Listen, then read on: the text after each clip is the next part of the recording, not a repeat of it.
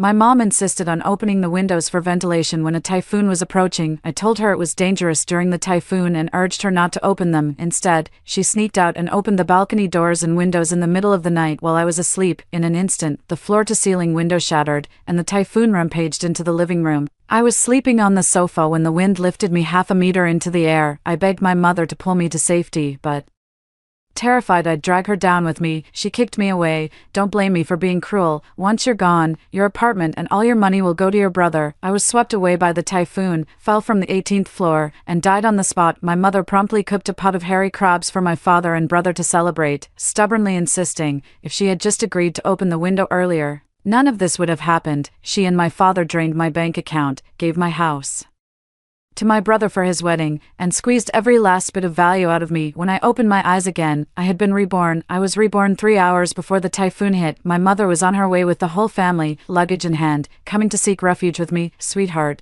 come pick us up. It's so windy out here. 1. Come get us. It's really windy outside. On the other end of the video call, my mother stood at the entrance of the high-speed railway station building, her voice, accompanied by the howling wind, pounded against my eardrums. My calf suddenly cramped, and I was drenched in sweat, gasping for breath. My previous life, I fell to my death from the 18th floor. At that time, a typhoon hit. My mom insisted on opening the windows for ventilation, sneaking to open the balcony doors and windows in the middle of the night, causing the floor-to-ceiling window to shatter. Countless shards of glass scattered across the living room. A typhoon with winds reaching level 17 suddenly burst into the living room, and I, fast asleep on the sofa, was caught off guard and swept half a meter into the air. My mom hid behind the sofa, her eyes wide with terror as she stared over. The neighbors gradually woke up, and one by one, lights flickered on in the darkness. There was no time to think about why the doors and windows, which I had triple-checked and locked before going to bed, were now opened. I clung desperately to the balcony door frame, screaming for help to my mother who was hiding nearby. Mom, save me. The rain hammered against the window, soaking my cotton pajamas. Drops landed on my eyelids, so cold they sent shivers through my body. But instead of pulling me to safety, my mother kicked me. Get lost. Don't drag me down. I stared wide-eyed in disbelief. The sharp pain from my fingers shooting up to my brain reminded me that this was real. My mom kicked me hard, as if venting her pent-up anger. You only give $5,000 a month for household expenses. Don't think I don't know you make $30,000. Your brother wants to buy a house, but you won't even lend him the down payment. I don't have a daughter as heartless as you. My heart feels like it's been squeezed by someone. My mom has always boasted that she doesn't favor boys over girls, always treating my brother and me equally. Only now, for the very first time, am I hearing her true feelings. A bolt of lightning tore across the night sky. Her face was twisted into a look of sheer ferocity I had never seen before. You won't even let your own brother stay with you for a few more days. Fine, don't blame me for what happens next. If you die, your house and all your money will go to your brother. Another vicious kick landed. My mother put so much force into it that she nearly slipped on the wet pavement. A sickening crack echoed. My finger bones twisted and broke, forcing me to let go of the doorframe. Mom. I was helplessly swept up by the typhoon, my white nightgown billowing and flapping in the wind. Oh my God, someone's going to get killed. Shouts of alarm echoed through the building. A kind soul threw open a window, reaching out to grab me, but their fingers only managed to brush against the cool fabric of my clothes. Thud. It was followed by a dull, heavy sound. My blood spread in fragmented webs, mingling with the rain on the ground and flowing into the gurgling sewer. The last glimpse I could see, it was my mother on the 18th floor, casting a detached, condescending glance. Good girl. Just then, my mother's voice called out again, snapping me back to reality. In the slightly out-of-focus frame, the fine lines on her sallow face creased into a sly, calculating smile. Hurry up and pick us up. The wind at the Shanghai high-speed railway station is so strong. Big cities are really something. I came to my senses and said coldly, I told you I was busy with work. Don't come. Take the high-speed train back now. Or else find your own hotel. I won't entertain you, too. After hanging up the phone, I immediately turned the car around, watching the GPS location move steadily away from the high-speed rail station. I finally let out a long sigh of relief. My younger brother failed his college entrance exam and idled away for 2 years. My parents pulled some strings to get him into a cram school in Shanghai. This time they came to me, hoping I would let my brother stay at my place during his retake period and take care of his meals and daily needs. I'm currently in the upward phase of my career, and with the exorbitant housing prices in Shanghai, my old, small apartment can barely fit one person, let alone two, so I refused and suggested my brother stay at the dormitory. But my mother started to complain, criticizing me for contributing too little to the household expenses and for not proactively lending money to help my brother buy a wedding house. She scolded me for being unwilling to contribute to the family, calling me an ungrateful ingrate, thus, a simple matter that became the trigger for my mother to kill me with her own hands during the typhoon. The radio in the car began to broadcast a super typhoon has made landfall in South Province, with maximum winds reaching 417 or higher. It is the strongest autumn typhoon to hit our country since 1949. All citizens are urged to take precautions. Without a second thought, I drove to the farmer's market. My parents came to Shanghai to see me this time without any prior notice. In my previous life, I was completely unprepared. With the typhoon bearing down, the four of us had to cram into the tiny, run-down one-bedroom apartment I'd bought, and we devoured all our stockpiled food in just 2 days. This time, I rushed straight to the farmer's market and stocked up on long-lasting potatoes and baby bok choy, along with frozen seafood and hot pot base. I also grabbed several crates of fruit and drinks, practically filling the entire trunk. Finally, I went to a nearby Sichuan restaurant that was still open and ordered several dishes. Couples sliced beef, mouth-watering chicken, twice-cooked pork, maoshua wang. Boss, make it quick, I'll take everything to go. The takeout containers were piled high, almost like a small mountain, stacked in the back seat behind the driver. The phone kept flashing with incoming call alerts during the wait. It was my parents constantly bombarding me with calls. Good daughter, now that your parents are here, how can you just let us go back like this? Mandy, we came all the way from home to see you, and this is how you treat us. It's like we raised you in vain, right, sis? How could you be so heartless? Our parents came all the way to see you. How can you face them? My mom also sent a voice message, her tone full of, Mom brought your favorite homegrown eggs. At least let me deliver them to you. I didn't mean any harm. In the photo, some of the eggs she brought were even cracked, with egg yolks spilling all over the red plastic bag. Reading these messages, I just scoffed to myself. The difference between love and indifference is painfully obvious. Follow the money, and you'll find where the affection lies. My younger brother contributes nothing at home, yet he lives off our parents' pensions, buys the latest iPhone every year, wears sneakers that cost thousands, and lives a more comfortable life than I do, even though I work in the high-paying tech industry with a monthly salary of $30,000 after taxes. $20,000 goes straight to the bank for my mortgage and renovation loan. On top of that, my mom demands another $5,000 for household expenses every month. I'm constantly living paycheck to paycheck. I let out a bitter laugh and immediately blocked all three of them on WeChat. Then, using the restaurant's Wi-Fi, I started frantically downloading TV shows and web series onto my phone. I remember how the typhoon snapped the power lines, leaving our entire neighborhood in the dark for days. Right now, the typhoon is due to hit in an hour and a half. As I returned home, laden with supplies and ready to fetch the handcart to unload, I was suddenly struck by the sight of damp, watery footprints on the doormat. Something's not right. Just as I thought, the next second, I opened the door. The room was soaked with water. A few umbrellas, dripping with filthy black water, were propped haphazardly in the entryway to dry, and my brother took off his socks, his dark toes stepping onto my beige bed, and he sprawled out right next to my underwear. My dad was smoking, with cigarette butts scattered all over the floor, and the carpet had several burn holes. Meanwhile, my mom was rummaging through my fridge, with several raw beef pieces lying on the floor beside her. She saw me and called out, "Oh, Mandy, you're back. I see you've got plenty of beef in the fridge. I'll make a stew for your brother later."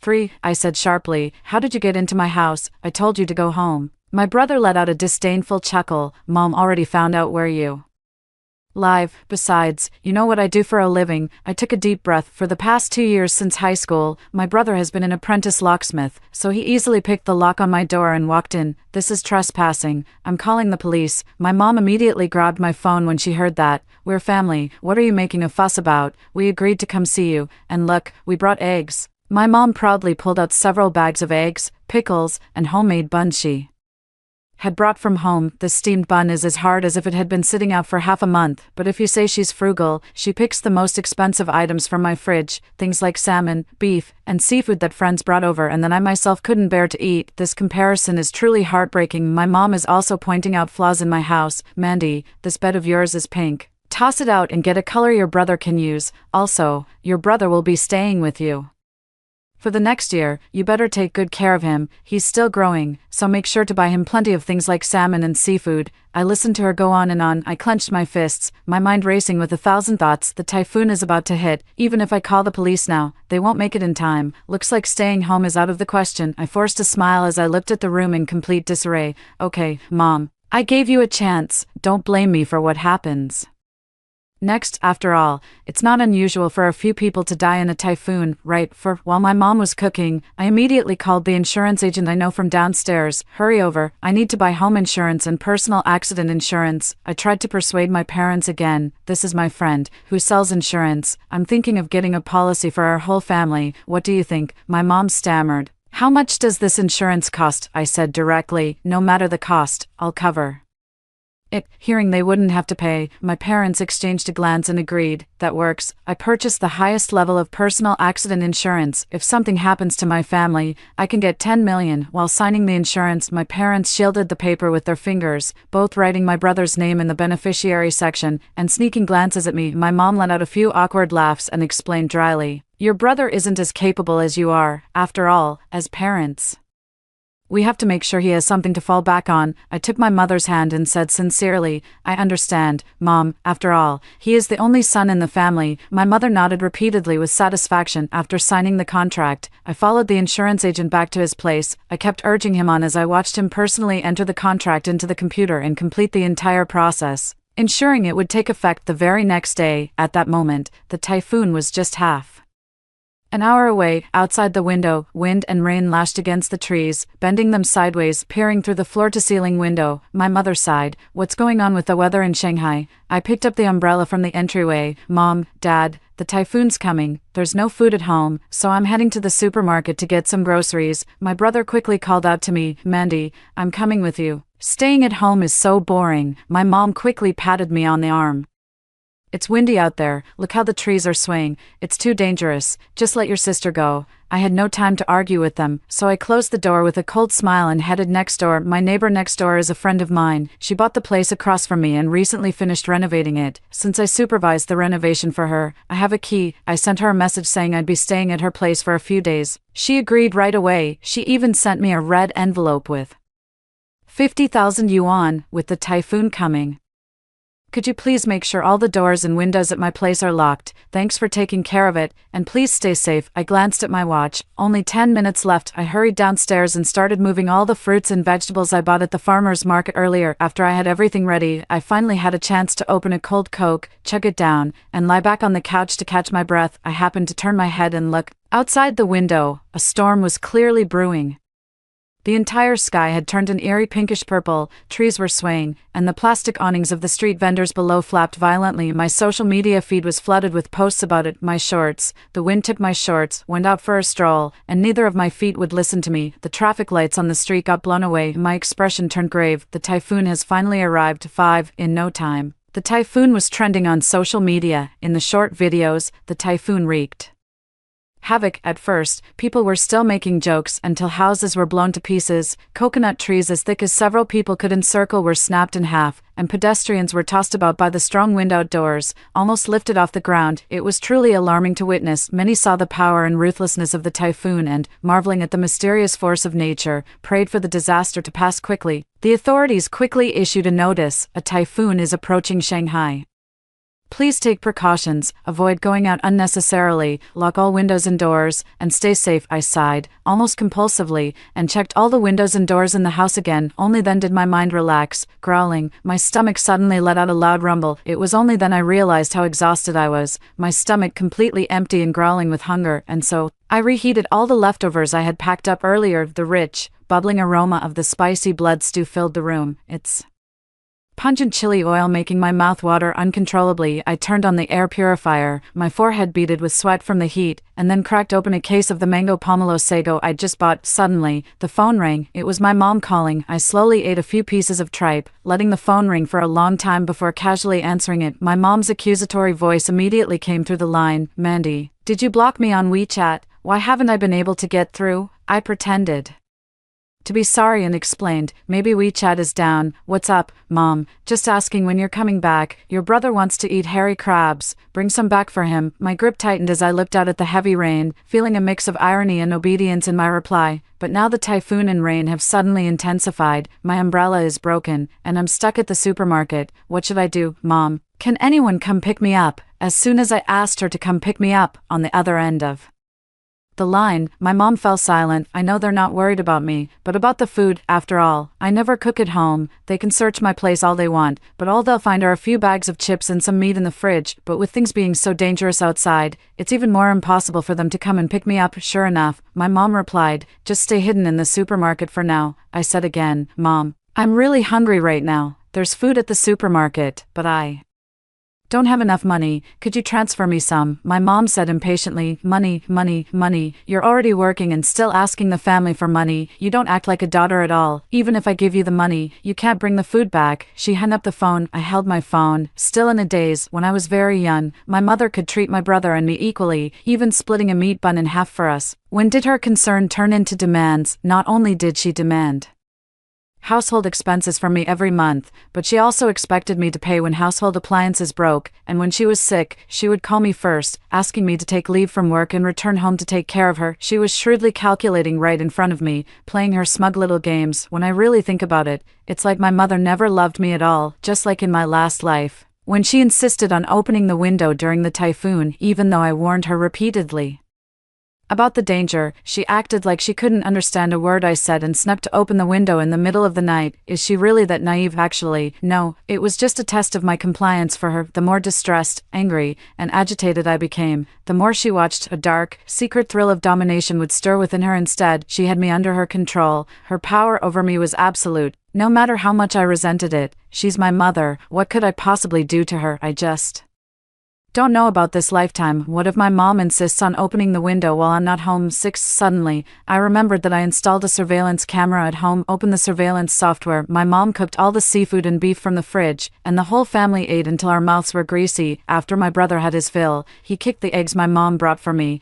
These eggs stink. Throw them all away later. And that bread is so hard it could be used as a rock. While stuffing her mouthful of beef, my mom said, your sister isn't easy to fool anymore. My dad glanced out the window. It's so late, and I'm still waiting for her to bring me back some cigarettes. I wonder where she's fooling around. I thought to myself, I just hope they can keep this up for the next few days. Since the arrival of the typhoon had been forecasted, our company also notified us of a holiday lately. All I've been doing is reading novels and binge-watching shows and variety programs. Turn on the projector, sink into the beanbag chair. It's the epitome of cozy living, that is, until 3 days later, when my door was suddenly pounded on. Bang, bang, bang. I was startled, and when I checked the video doorbell, I realized it was my mom at the door. So that's it. They've eaten all the food at home and are now borrowing from neighbors. Due to the typhoon, all food delivery platforms are closed, and the neighborhood supermarkets have long since shut down. Food was hard to come by unless you were willing to pay a premium, so she had no choice but to go door to door, asking for help. I didn't open the door.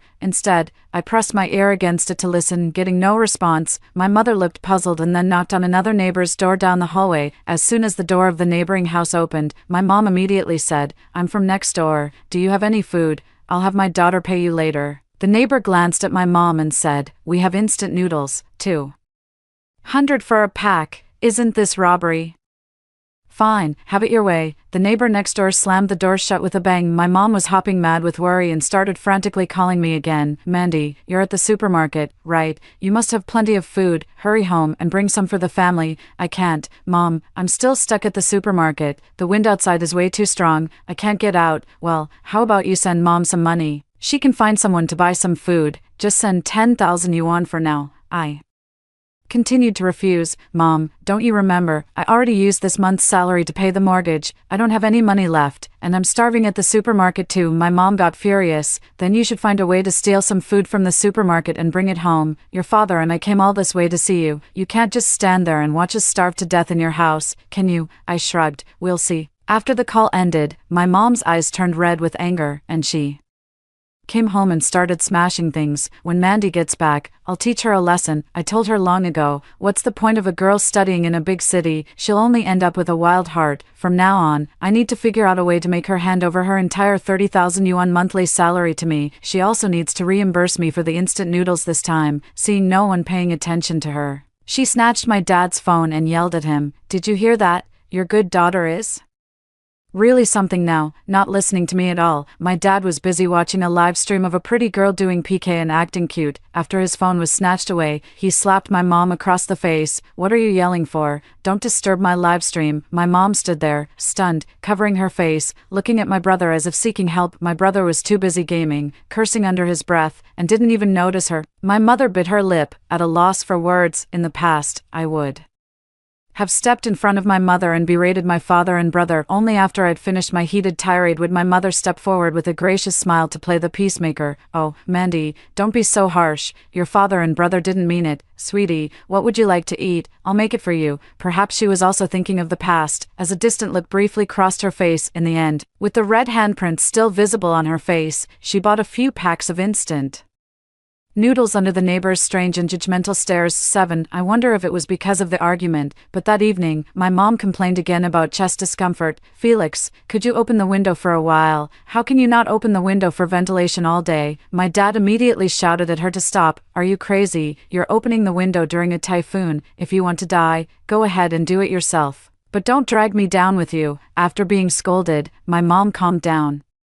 I gave a sardonic smile, so my mom can also compromise after all. So, in her heart, I was the outsider all along. My mom, having been yelled at by my dad, hung her head, looking upset and lost in thought. Not long after, my phone rang. "Sweetheart, I miss you." I stayed silent. My mother started complaining nonstop, saying my father and brother did nothing all day, the food at home was running low, and she was worried sick. At this point, she grumbled again. "My chest feels so tight right now, and your father won't even let me open a window." I immediately spoke up. "Then it must be my dad's fault. So what if it's open? What's the big deal? Don't you worry, the windows in our house are solid." My mom, as if she found a kindred spirit, said excitedly, "Right, it's just opening a window. Your dad is overreacting. We're not going out, just staying indoors. How dangerous can the typhoon be? How dangerous can it be?" I smiled. My mom has lived inland her whole life, almost never been to coastal areas, so she has no idea how powerful typhoons can be. I remember in my previous life, after the statistics for this typhoon, it resulted in hundreds of deaths for a full 2 hours. I just went along with what my mom said. She was very satisfied and felt a negligible amount of pity for her daughter, and she urged me, "Good girl, remember to eat well when you're out." Human hearts are truly strange. When I genuinely treat my mom well, she scolds me like an enemy when I just casually deal with her. I'm almost becoming her precious daughter. I chuckled to myself and said to the person on the other end of the phone, "Okay, Mom, could you send me some money?" 3 seconds later, my mom hung up the phone. Not long after, the instant noodles I'd bought were all gone. My mom was still left worrying all by herself. My dad and brother, however, were as if nothing had happened, engrossed in their phones on the surveillance footage. My mom was so angry that she was pounding her chest and repeatedly complaining of chest tightness, but no one paid her any attention. Even in my previous life, only I cared about her. At first, I tried to reason with her gently, explaining that the typhoon was severe and opening the window was dangerous. I even showed her videos others had taken of the property damage caused by the storm, but she insisted the videos were fake, claiming such incidents were rare exceptions. I then suggested turning on the air conditioner's ventilation system instead. I told her if she still felt short of breath or tightness in her chest, I'd take her for a checkup at the hospital once the typhoon passed. Yet my mother, wiping away tears, said running the AC was a waste of money, and so was going to the hospital. All she wanted was to open the window for a little while, and I wouldn't even allow that. She accused me of not listening to her, of mistreating an elderly person, and called me utterly unfilial. I tried to reason with her, but she only talked about feelings. Isn't that just being unreasonable? Back then, I had no way to defend myself and could only patiently appease her. Never did I expect to end up completely destroyed. Only after I died did I realize that while I treated her like a mother, she treated me like a servant. In this life, without a servant like me around, she stopped putting on airs, but I never expected she actually went and opened the window again. 8. That night, I stayed up late binge-watching a show. On the security camera, I was surprised to see my mom walk to the edge of the balcony and look around cautiously. There was a soft click. She had quietly opened the window. "The typhoon today isn't very strong." As a slight chill entered the room, my mom muttered softly, "I told you, how could this wind possibly blow someone away? There's no wind that strong." She, unsurprisingly, let out a tch. My brother sneezed on the couch, startling my mom so much that she quickly closed the window. Turning around, I saw my brother rubbing his nose and cursing the mid laner in the game. completely ignoring her. This was the first time. For the next few days, my mom would secretly open the window for a while every night. Afterwards, she wiped the rain off the balcony as if nothing had happened. Even when my brother had a cold, she still opened the window. On this day, a strong wind blew into the room and knocked over the floor lamp. My brother caught her in the act, sniffling and yelling, "You old hag. Why'd you open the window? Don't you know I'm sick?" My mom flinched in fright. My brother shot her a vicious glare, then slammed the window shut, nearly catching her fingers. Afterward, my mom immediately called me, crying about my brother's misdeeds. I continued to encourage her and agree with her. "Mom, you're right. Colds need fresh air to get better. The air in the house isn't circulating, and you might get infected too. With your age, getting sick could be hard to treat." And so, when my mom got into yet another argument with my brother about opening the window, she declared with righteous conviction, "Your sister is a college student. She says opening the window is good for you. What do you know?" But my brother slapped her directly. Slap. My mother covered her face, her expression full of disbelief. This was the first time my brother had ever laid a hand on her. A young man in his 20s gave her a powerful slap, leaving her right cheek swollen and bloodied. My brother stood still, breathing heavily as he glared at my mother with hatred. My father sat on the sofa smoking, glanced at my mother through the smoke after hearing the commotion, then shifted his gaze back to the live stream of a beautiful woman on his phone. The invisible father, the furious brother. There was my mother, head bowed, silent and utterly dazed. Her phone had been knocked to the floor, its dimly lit screen displaying my name. My mother's gaze remained fixed there for a long time. It was as if, in that moment, she finally realized who truly cared for her. My brother spat on the ground. "Crazy old woman, you're always the one causing trouble, obsessing over opening the window all day long. Go make dinner." "No." My mother fell silent for a moment, picked up her apron, and shuffled wearily into the kitchen. A few seconds later, loud wailing came from the kitchen. That night, my brother woke up hungry in the middle of the night. These days, he has been hogging my bed alone. My dad sleeps on the sofa, and my mom has to sleep on the floor. My brother kicked my mom in the face.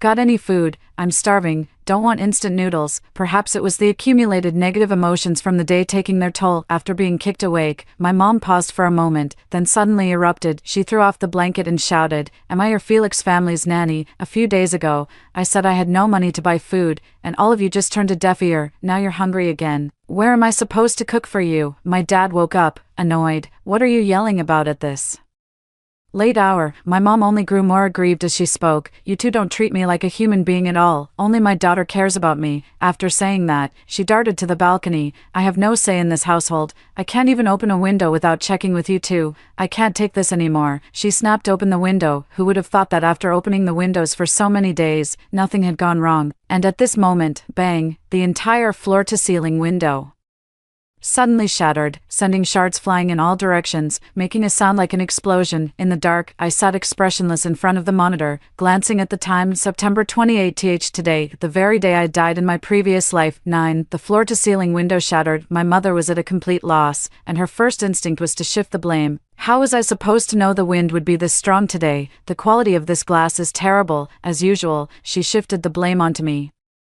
angrily saying, "It's all Mandy's fault, who told her to buy windows that can't withstand the wind." The sudden cold wind made the three people inside shiver. The clothes hanging on the balcony were instantly swept away by the strong wind and lifted into the sky. Several thuds in a row, and the flower pots fell one by one downstairs. My brother cursed and sneezed violently, his nose turning red. "Now that the glass is broken, it's well ventilated, isn't it?" My dad also shouted with full vigor.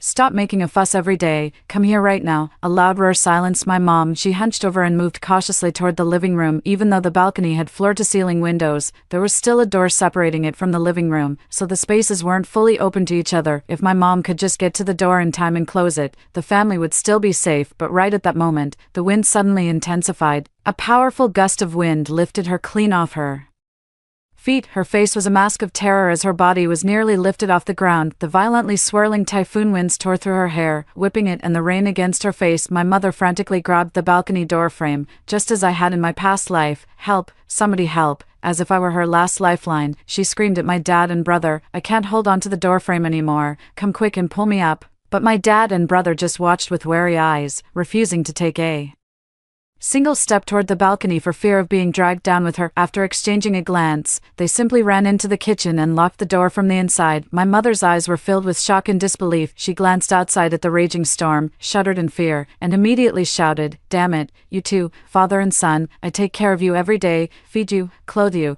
and this is how you treat me." Seeing that my father and brother still didn't react, her voice trembled as she pleaded, "Please, at the very least, call the police for me." 3 o'clock in the morning, my mom's screams woke up the neighbors. Someone in the community group chat immediately snapped a photo of my mom and started spamming it. "OMG, look, someone on the 18th floor got swept up by the typhoon. Holy crap, this is insane. Call the police quickly." "I've already called the police. It's because the typhoon is so strong. Didn't you see the cars on the road being blown away? The police probably won't be able to get here anytime soon. Oh my, I wonder how long this auntie can hold on." And in the surveillance footage separated by the kitchen door, my mother couldn't hear my father and brother talking and could only weep helplessly. She cursed me vehemently. "That damned Mandy, who knows where the hell she's gone? She's completely useless. Of all times to disappear, she picks now. If it weren't for coming to see her, why would I be so unlucky? Felix, call Mandy right now." My brother and dad didn't hear my mom, perhaps feeling the room was dangerous. They actually went out into the hallway, leaving my mom alone at home. Knock, knock, knock. My dad knocked on the door next to mine. The knocking was fast and urgent. "Is anyone there? Hurry up and save someone." I mocked inwardly. They were afraid of the typhoon themselves and didn't dare to save my mother, but they wanted to drag others down with them. My brother looked through the peephole, his bloodshot, bulging eyes suddenly loomed large in the peephole, startling me into snapping the cover shut. Clamping a hand over my mouth and holding my breath, my brother let out a curious "huh." "Someone's definitely in there. The light's on, but they won't answer the door. Could it be a woman living alone?" My brother gave a couple of low, lewd chuckles. His sleazy gaze swept over the door as if he could already picture some helpless beauty trembling on the other side. "Hey, beautiful, open up." He pulled out his lock-picking tools and was about to smash them against the door. The police were taking too long to arrive, and no lock was too sturdy for him to pick. At that thought, I turned the knob from the inside and opened the door. "Mandy." My brother saw me, paused for a moment, then said with disdain, "Ugh, it's you." My dad peered in from outside and happened to see the several crates of vegetables I had stockpiled on the floor, his face flushing with anger. "Mandy, have you been hiding here, feasting and indulging, you ungrateful daughter? It would have been better to raise a dog." From the room across the hall, my mother's distant shout echoed. My brother wiped the water off his face and forcefully pulled me into our home. "Come on, let's hurry and save our mom. If it weren't for you, she wouldn't have come to Shanghai. It's all your fault." I remained non-committal, locked the door, and followed them to my house. On the balcony, my mom was still clinging tightly to the doorframe. Her pajamas were soaked through by the rain, clinging to her body, and her fingers had turned white from the effort. When she saw me, hope lit up in her eyes. "Sweetheart, come help your mother up. When it really counts, your father and brother are useless. Give me a hand." In my past life, I said the same thing. How did my mom treat me? I glanced at my watch and smiled at her. "Mom, don't worry, I'm coming to save you." My mom was so touched she kept sniffling. Another fierce gust of wind swept through. Countless pieces of household debris were swept into the sky, tossed about for what felt like an eternity, before plummeting to the ground with terrifying force, the impact sending shivers down one's spine. My mother was nearly blown off her feet, staggering precariously. "Quick, come over here, now." My brother shoved me in the back, sending me stumbling forward. At that very moment, a bolt of lightning flashed, accompanied by a sharp crack. The chandelier emitted a faint electrical hum, flickered feebly a few times, and finally went dark. In the darkness, the lights from the residential buildings all vanished in an instant, leaving behind pitch-black windows like pairs of silent eyes. The torrential rain continued to pour down with a deafening roar. Everything was just as it had been in the previous life. The power was out. I let out a silent laugh and turned to look at my brother and my dad. "But, are you both absolutely sure you want to save Mom?" Under their bewildered gazes, I quietly stated a fact. "Don't forget, I bought you all insurance. If Mom dies and we split the 10 million evenly, we'd each get over 3 million. Dad, don't you love sending gifts to those live-streaming girls?" "Little brother, haven't you been worried about an apartment for your wedding? Didn't your last girlfriend leave you because you didn't have one?" The moment the words left their mouth, a glint of calculation flashed in my father's and brother's eyes. A heavy silence fell over the room. A fierce wind whipped the curtains, casting monstrous, shifting shadows on the floor. My mother looked at me in horror. "Good daughter, you wouldn't do that, would you?" "I'm your mother," I sighed. "Of course, Mom, don't worry, I'm coming to save you." Saying this, I took a step forward. Suddenly, a powerful force struck. My brother yanked me back forcefully. "Don't go. 11, my mom is about to lose it. Why are you stopping your sister?" My brother's expression was inscrutable, as if he were sizing up a stranger. "Mom, don't blame me for being harsh. If you die, I get 10 million, my mother wailed like a madwoman, "Son, open your eyes and look at me. I'm your mother. After all these years of raising you, if nothing else, I've put in the hard work." But my brother said coldly, "Who told you to open the window? You brought this upon yourself. No one else to blame." My dad snuffed out his cigarette. As if finally making a decision, he started kicking at my mom's hand, gripping the doorframe. Just like my mom did to me in my previous life, my mother's fingers clenched in pain as she let out a continuous, agonized scream. "Husband, husband, how could you do this to me?" Seeing that no one was paying her any attention, she shouted again, "Don't forget, there are so many neighbors outside. Even if you kill me, there are that many witnesses. You'll never get the money." The curtain suddenly fluttered. My dad gasped. As if finally regaining a bit of consciousness, I shook my head at this moment. The neighborhood is out of power, and with the curtains blocking the view, who could see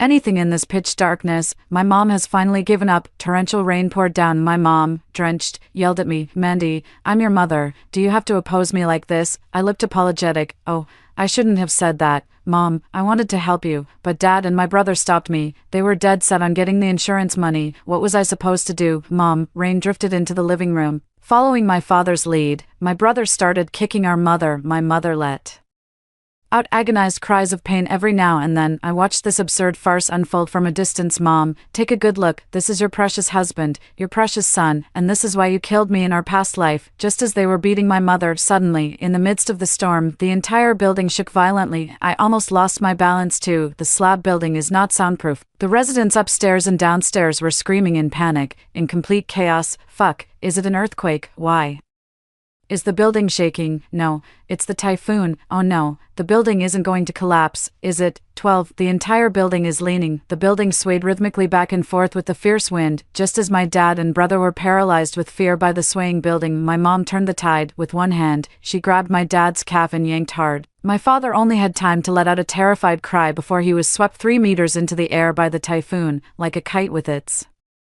string cut. My brother was so scared he nearly wet himself.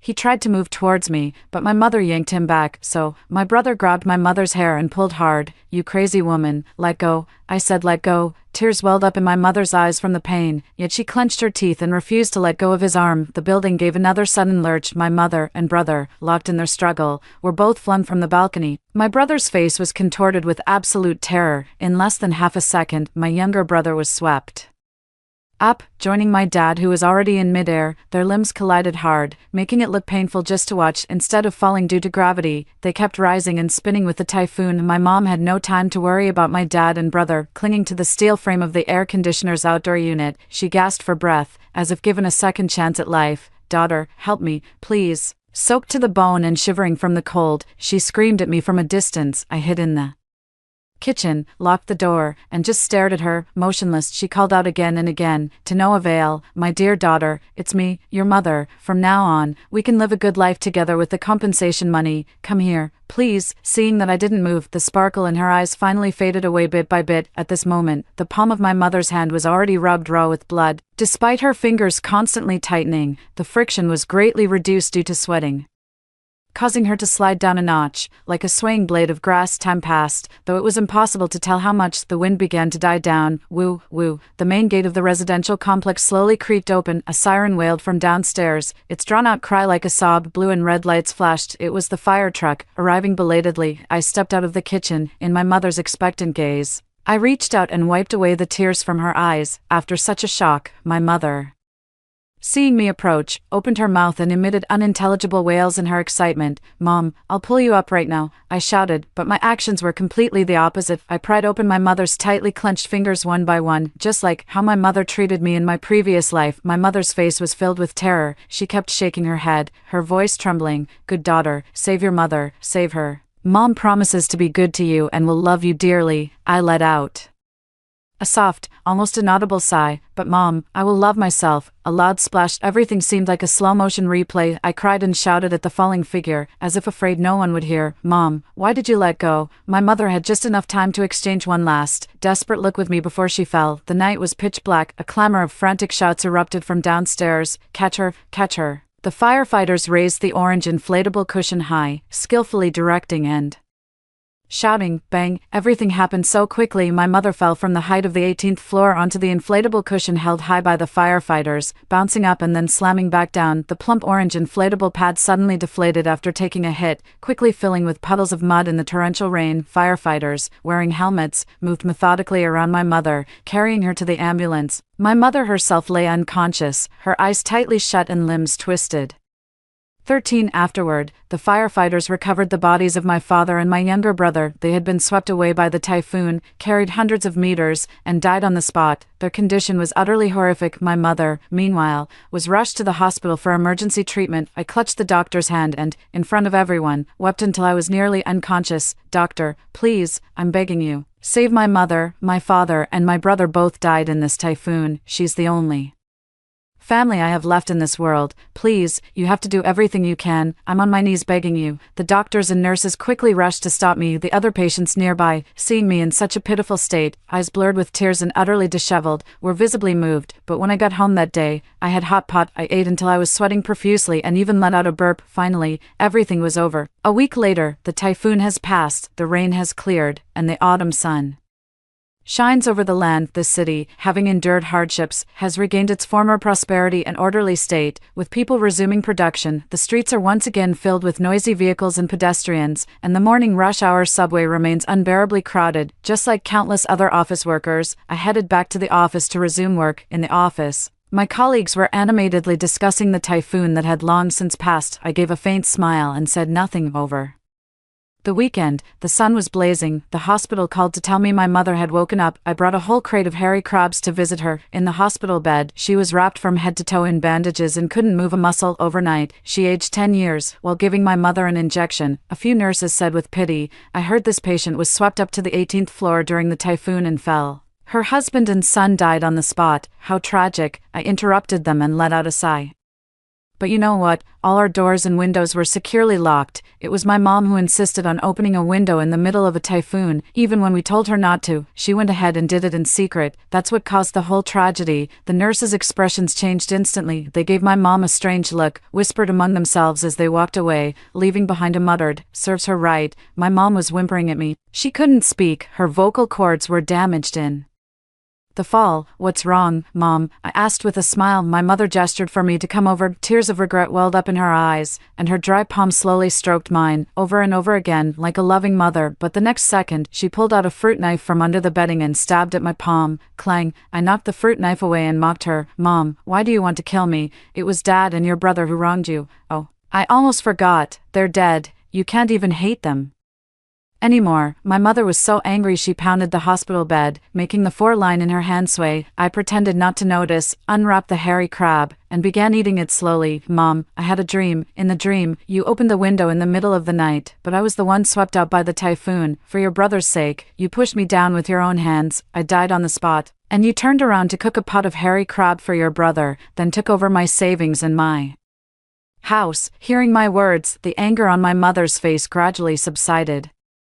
A flicker passed through her eyes. Her expression grew evasive, as if she couldn't quite bring herself to look at me. As if I hadn't noticed her reaction at all, I sucked on the crab leg with relish and said, "Mom, you know what? You could have had a happy life. The reason I didn't lend money to my brother for his down payment is that I want to settle down in a big city, buy a bigger house, and bring you and Dad here to live with me. I feel like you've both worked hard your whole lives. I want to bring you to Shanghai and give you a good life." Upon hearing my words, a look of wistful longing crossed my mother's face, but I callously cut her off. "It's a shame, but you gave all of this up yourself." I clapped my hands together and cleared away the finished hairy crab shells. "Goodbye, Mom." After a long time, as the setting sun cast its glow, I saw my mother covering her aged face under the blanket. Her shoulders shook uncontrollably, her whole body trembling as she wept, unable to control herself. Later, my mother's treatment failed, and she died on the operating table a week later. Although the insurance was originally purchased with my brother as the beneficiary, since he passed away, the beneficiary reverted to me based on our familial relationship. Plus, I had previously taken out home insurance. Suddenly,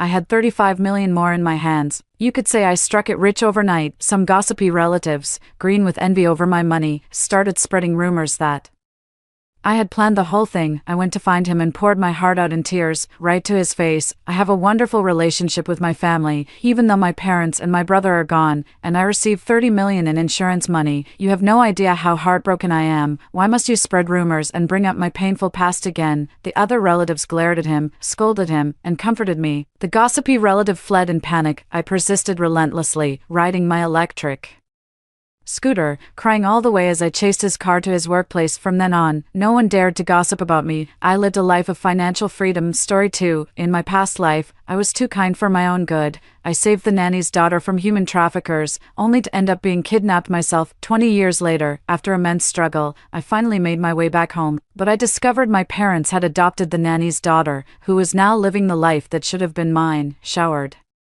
with all the love and pampering, my twin brother stood by her side like a devoted knight, each of them linking an arm with Grace's. Grace is the only one we call sister. Where did you crawl out from, you country bumpkin? My arranged childhood marriage was transferred to Grace, making him her fiancé instead. My fiancé looked at me with utter disdain and said, "Take a look at yourself. How could you ever compare to Grace?" In the end, I was bullied to death by everyone and thrown into the sea.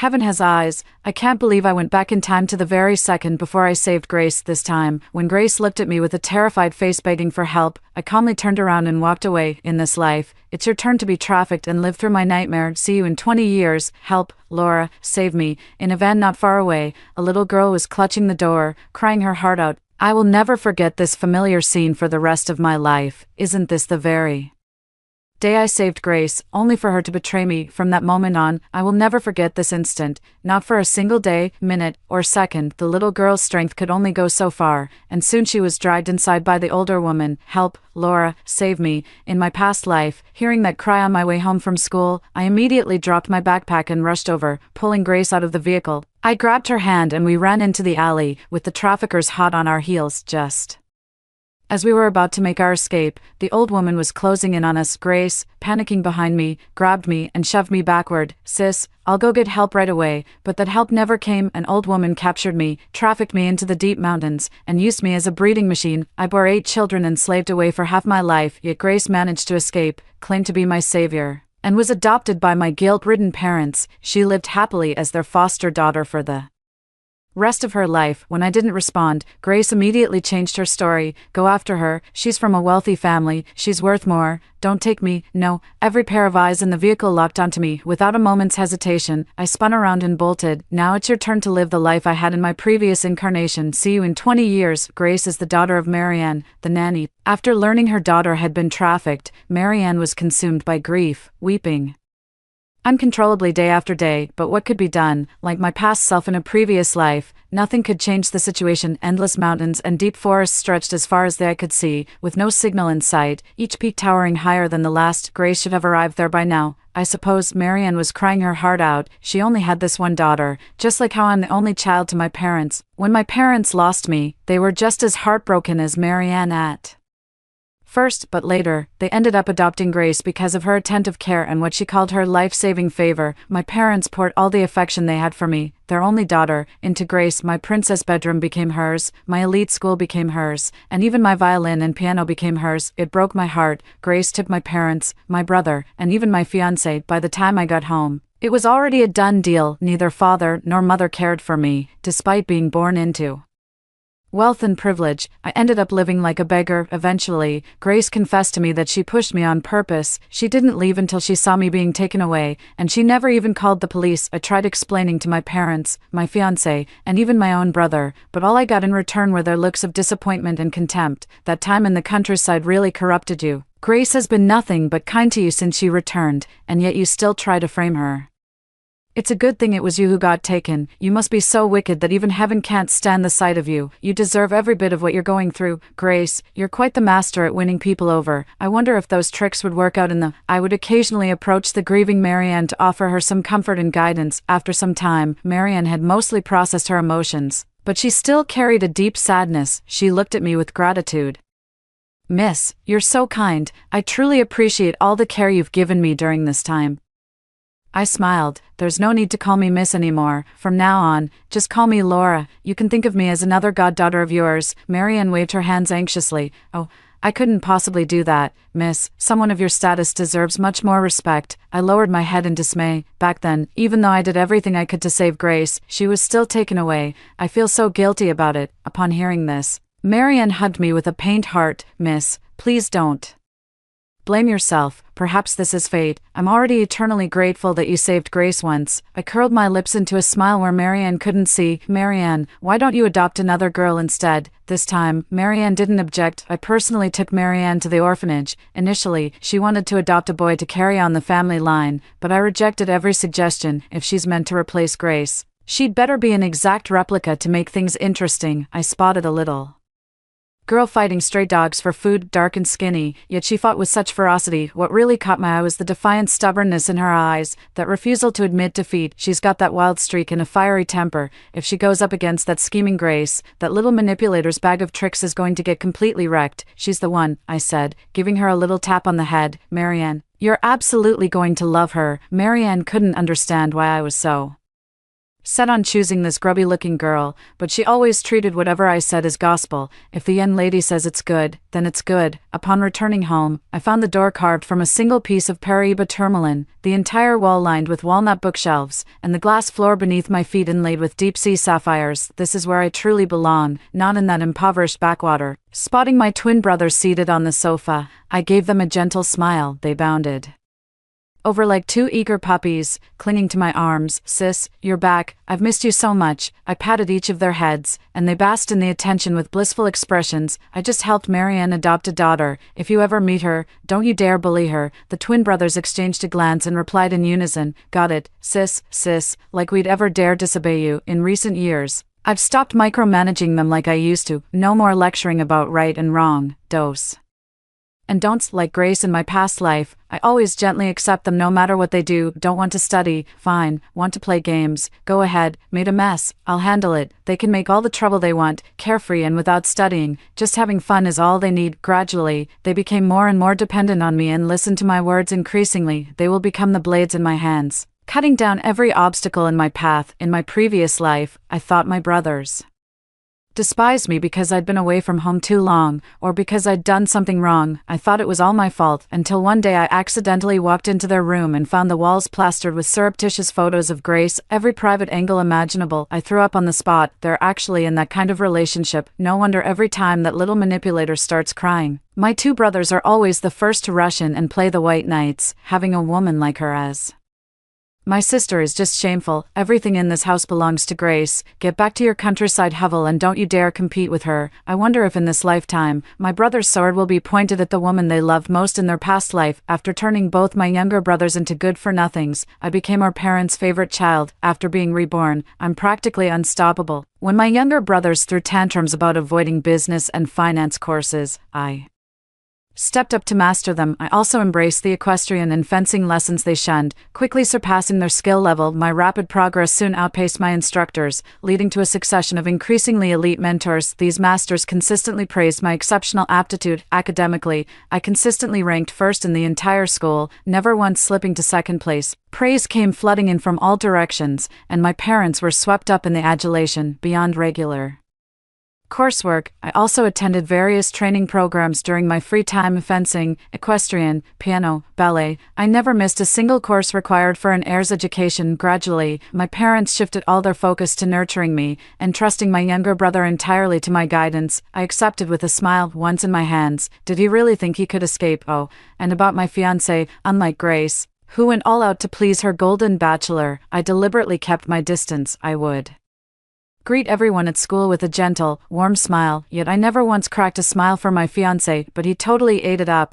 The colder I was, the more desperately he fell for me, even more intensely than he ever had with Grace. People are just like that. We always want what we can't have. In my past life, I was the one chasing after him, and he couldn't stand me. To secure Grace's position as the adopted daughter, they went all out manipulating and brainwashing me. They pressured me to give up everything at home for Grace, saying I wasn't worthy and calling me a country bumpkin, someone like me trying to pursue him. It disgusted him, but in my past life, I didn't understand. I was the one engaged to him all along. Was I wrong for pursuing my fiancé just because my affection disgusted him, just because Grace was upset? Did that give him the right to have me gang raped that day? I was watching TV in the living room when a news report came on about rescuing trafficked women and children. I squinted at the address shown at the bottom of the screen. It was in the area around Dewan Village, Tongluo Town. With Grace's cleverness, she might actually seize the chance to slip away, so I turned to my mother and said, "Mom, I want to pursue further studies at Harvard Business School. Let's move to the US together." My parents were hesitant at first. Their businesses are all in China, and they were worried about adjusting to life abroad so suddenly. I smiled and said, "I could also help expand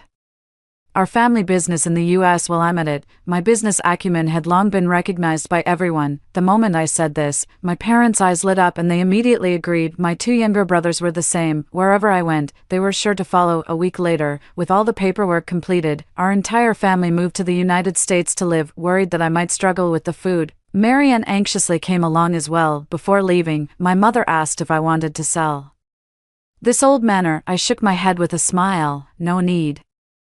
There are too many memories here. I can't bear to part with it. My parents and younger brother exchanged knowing smiles, thinking I was referring to the cherished memories of growing up together with them, but in truth, what I had in mind were the humiliation, torment, and disdain I endured in my past life. Most importantly, what if Grace runs away and can't find her way home? I've been looking forward to the day she returns all along. It would be even better if Grace could remember everything from her past life. She'll see with her own eyes how her adoptive parents who cherished her, the brother who always obeyed her, and the wealthy husband she worked so hard to land, all end up siding with me. 5 more years. Grace. 5 years later, I earned both my bachelor's and master's degrees from Harvard, while also expanding my business in the US tenfold. After the full handover was complete, I returned to my home country with my parents. I found myself back at the familiar manor. On the drive home, a disheveled woman suddenly darted out from the roadside, startling the driver into slamming on the brakes. My twin brothers Ethan and Evan immediately shielded me, asking in unison, "Are you okay, sis?" I shook my head. "I'm fine. Go check outside quickly. I think we might have hit someone." Only after confirming I was truly unharmed did Ethan and Evan step out of the car, their faces dark with concern. The moment the deranged woman laid eyes on my two brothers, her face lit up with sheer delight. "Ethan, Evan, it's me, Grace, your sister." Ethan and Evan exchanged a glance, identical looks of disgust and confusion on their faces. "Where did this lunatic come from?" "Get lost," Grace said with an ingratiating smile. "Oh, right, you probably don't remember me. No worries, I'll help jog your memory." Ethan and Evan exchanged exasperated looks. They seemed to have encountered someone completely unhinged. "Security, get this person out of here." The security guards stepped forward, each taking one of Grace's arms. "Get your filthy hands off me, don't touch me." "Ethan and Evan, I really am your sister, believe me." Without even looking back, Ethan and Evan climbed into the car with disgusted expressions, then snuggled against my shoulder acting all coquettish. "Sis, good thing you didn't get out of the car earlier. That woman outside is a complete lunatic. She actually deludes herself into thinking she's our sister. Just look at her, what an ugly mess. How could she ever compare to you, sis? You've always been number one since we were little." Ethan and Evan gazed at me with puppy-dog eyes, sparkling with anticipation. I smiled and said, "Don't put others down, everyone has their own strengths." Evan looked at me disapprovingly and said, "Sis, you're just too kind-hearted." The car started up again and drove into the estate. As Grace's tantrum faded into the distance behind me, the smile on my lips grew wider. After 20 years, we've finally met again. It seems Grace has regained her memories from a past life. In that case, I won't hold back any longer. This just makes things more interesting, doesn't it? After I got back, I made some inquiries and found out that Grace had been staking out the estate entrance for 5 years. Every single day, she'd stand there muttering to herself and peering inside, never missing a day. People thought she'd lost her mind trying to marry into money. The next day, after keeping vigil outside the estate for a full day and night, Grace finally managed to get a message passed inside. I'd just finished breakfast when I overheard the butler telling Marianne that the woman outside was claiming to be her long-lost daughter. With a sharp crack, the plate in Marianne's hands shattered into pieces. "My daughter is back." A stern-faced woman stood behind me, keeping watch over me with unwavering diligence. At these words, she slowly lifted her eyelids. "She's the girl I had Marianne adopt from the orphanage all those years ago, and now she's become my personal bodyguard. Over the years, I've carefully nurtured their relationship, and now she and Marianne are incredibly close." The smile on my lips grew wider. After a full 20 years, Grace and I have finally met. Grace made a special effort today, wearing a little white dress and washing her hair. She looked somewhat presentable compared to yesterday's disheveled appearance, but she didn't realize that the white dress only made her complexion appear darker, as if she'd just Emerged from a coal mine, her hair was yellowish and brittle, clearly showing signs of malnutrition. She looked exactly like a middle-aged woman trying to sneak into her daughter's clothes. Marianne held her close, running her hands over her arms and shoulders. Is it really you, my girl? I've searched for you all these years. It's been so hard. Grace shifted uncomfortably, as if she didn't care for Marianne's touch. I didn't miss the flicker of disdain in her eyes. How could she look down on her own mother for being a housekeeper? Though held in Marianne's embrace, her eyes were fixed on my parents with overwhelming emotion. Her eyes were red-rimmed as large tears streamed down her face. After 20 long years, I've finally come home. Dad, Mom, little brother, I've missed you all so much. Marianne thought she must have misheard. Since when do we have a brother? I stood at a distance, watching Grace with cold detachment. Grace's skin hung loose and sallow, as if the life had been drained from her. When I escaped from the mountains in my past life, I left all 8 Yowzes behind in the wilderness. I wonder if Grace also ended up having 8 children in this lifetime. She must have, otherwise, she wouldn't look the way she does now, a woman who should be in her early 20s but appears worn beyond her years,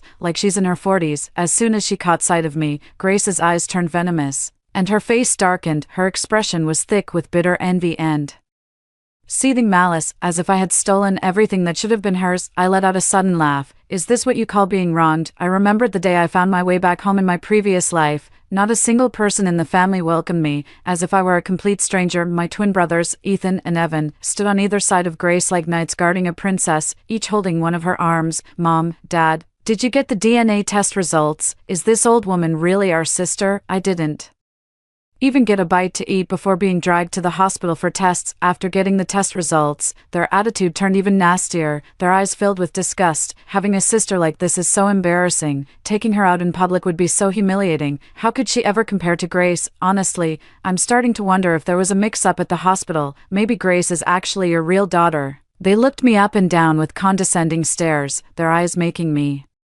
feel like a piece of trash. Grace, wearing a delicate white dress, warmly came up and linked her arm with mine. Sister, welcome to our home. Out of everyone's sight, she dug her nails hard into my arm. The sudden pain made me shove her away instinctively. The little faker immediately welled up with tears and pretended to stumble. It's okay, she whimpered. Maybe big sister is just nervous after arriving home and isn't used to things yet. Seeing their precious little faker take a fall, my twin brothers each grabbed one of my arms and threw me out of the estate. It was winter. I remember being exposed to the cold for 3 full days and nights, and I was only carried inside after losing consciousness. My parents watched with calm expressions, making no move to intervene. As I was being carried in, the family was happily gathered around the dining table enjoying a meal together. After finally making it home, I felt like I was in hell. In her past life, Grace was always dressed in haute couture, with fair and delicate skin, and a stunning figure, but now, worn out from overwork, she's become bloated and looks as if she's endured a lifetime of hardship, with no trace left of the refined young lady she once was. Soon, she spotted Ethan and Evan standing beside me, her eyes lighting up as she planned to use the same tactics from her past life to win over my brothers. Grace, in her carefully chosen little white dress, bounced over to them, pretending to be a sweet and innocent white lotus,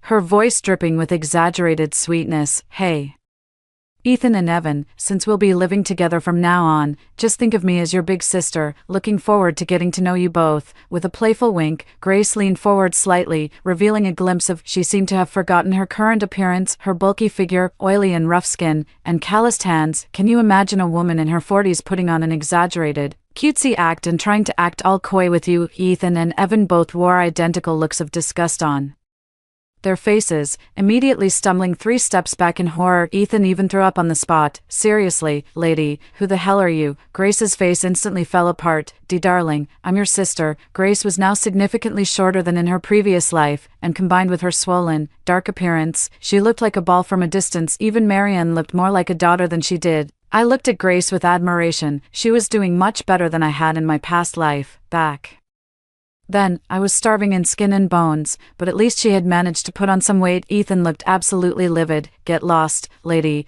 Who said I'm your brother? I have my own sister. Thank you very much. Are you out of your mind, trying to latch onto anyone you meet? Evan's expression was cold and disgusted. Know your place. You're just the housekeeper's daughter, and for the record, you don't live with us. You stay in the servants' quarters next door. Our family treats our staff well. Even the housekeeper lives in a villa, just a slightly smaller one. That's all. With that, Ethan and Evan huddled close to me on either side, like little puppies. Laura is the only sister we have. Grace's face froze, and the look she gave me grew even more venomous. She muttered under her breath, "They're my brothers. They should be head over heels for me, right? They just don't know me well enough yet. They've been blinded by that bitch. But I'll slowly correct Ethan and Evan in the future."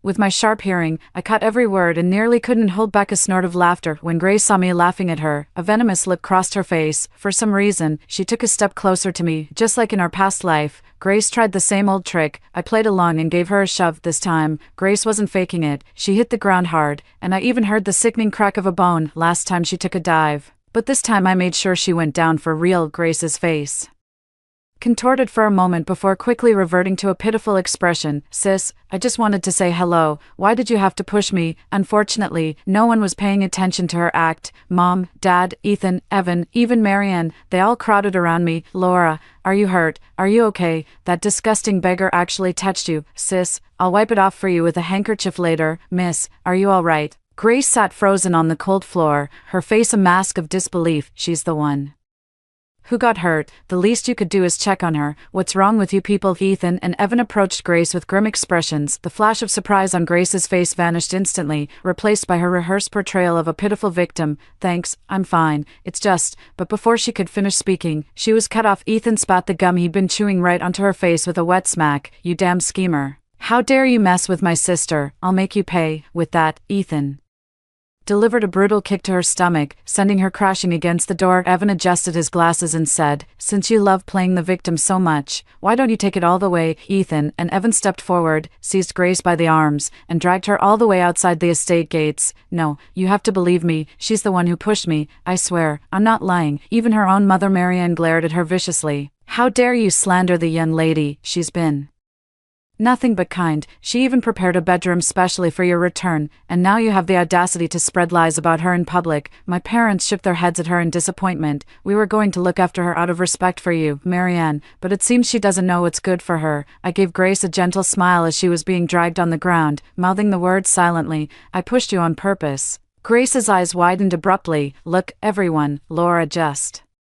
admitted she pushed me." Ethan stuck a piece of bubblegum right on her mouth. "Lying again. How disgusting." Grace was thrown out directly, her little white dress stained with grime from the ground. Her hands gripped the railing, her eyes burning with venom as she stared at me. "I get it now. You've been reborn too, haven't you? No wonder you didn't save me back then, after a night of torrential rain." A drenched Grace was finally returned to the manor the next day. I watched leisurely from the second floor as she stumbled in like a wet dog. "This is nothing, compared to being thrown out for 3 days and nights in the dead of winter. What she's going through is a walk in the park. The only thing is, Evan mistook her for a gold digger. We already kicked her out, yet she still crawls back in like a stray dog. Can't she see she's not welcome here? She's just after our family's wealth. If Marianne hadn't taken care of us for decades, our parents would have disowned a daughter like her long ago." I gave a faint smile and gently advised them, "She's just been through hardships living in the mountains. Please try to be more understanding with her." Ethan and Evan exchanged glances. Their sister was too kind-hearted.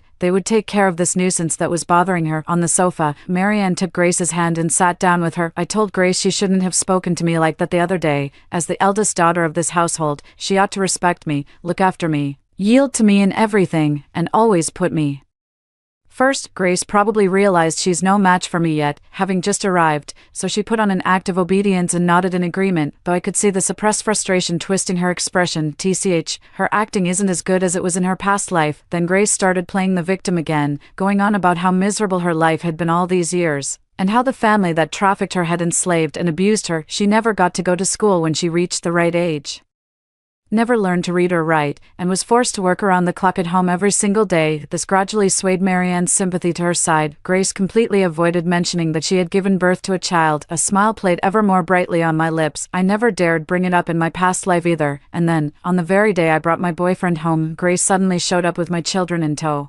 looking at me with accusatory eyes while spouting moral platitudes. "Laura, how Could you abandon your own children in the mountains? They're so young. It's heartbreaking. They're just children. What could they possibly have done wrong? Look, I brought them all back. You must have missed them terribly, haven't you? The 8 boys lunged at me like a pack of starved wolves spotting fresh prey, covering my body with bruises from their pinching. Mom, we've missed you so much. My boyfriend shoved me away abruptly, staring at me with utter disgust. Laura, you're disgusting.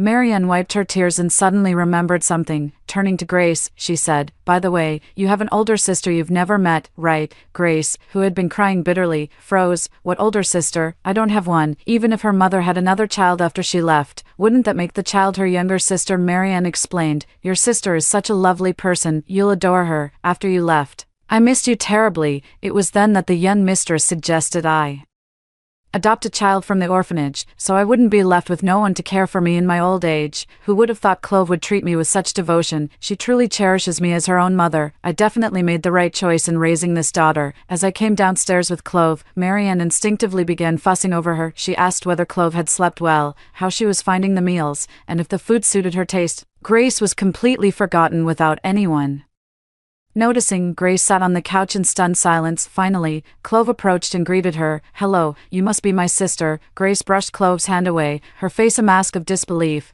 This was her own birth mother. "Mom, instead of looking for me after I left, you went and adopted someone else's child. What kind of mother are you? Am I even your biological daughter?" Marianne's face was the picture of embarrassment. "Grace, I had no other choice. Please let me explain." Watching Marianne and Grace loudly trading accusations in the living room, I just shrugged and quickly pulled Clove away with me. Let them sort out their family matters between mother and daughter. We shouldn't get involved. Clove completely agreed, worried that Grace's muddled thinking might end up hurting me. Despite being blood-related mother and daughter, they were now shirking responsibilities, bickering, and blaming each other. It was no different from my parents in my previous life. Oh, that's right, we were only able to locate my 8 children deep in the mountains thanks to Marianne's intelligence network. I heard she personally brought those 8 bastards out herself. She was afraid that after I returned, her own daughter Grace's position would be threatened. How ridiculous, my dear Grace. Are you now experiencing what it feels like to have your birth parents taken away from you? Not only your biological parents,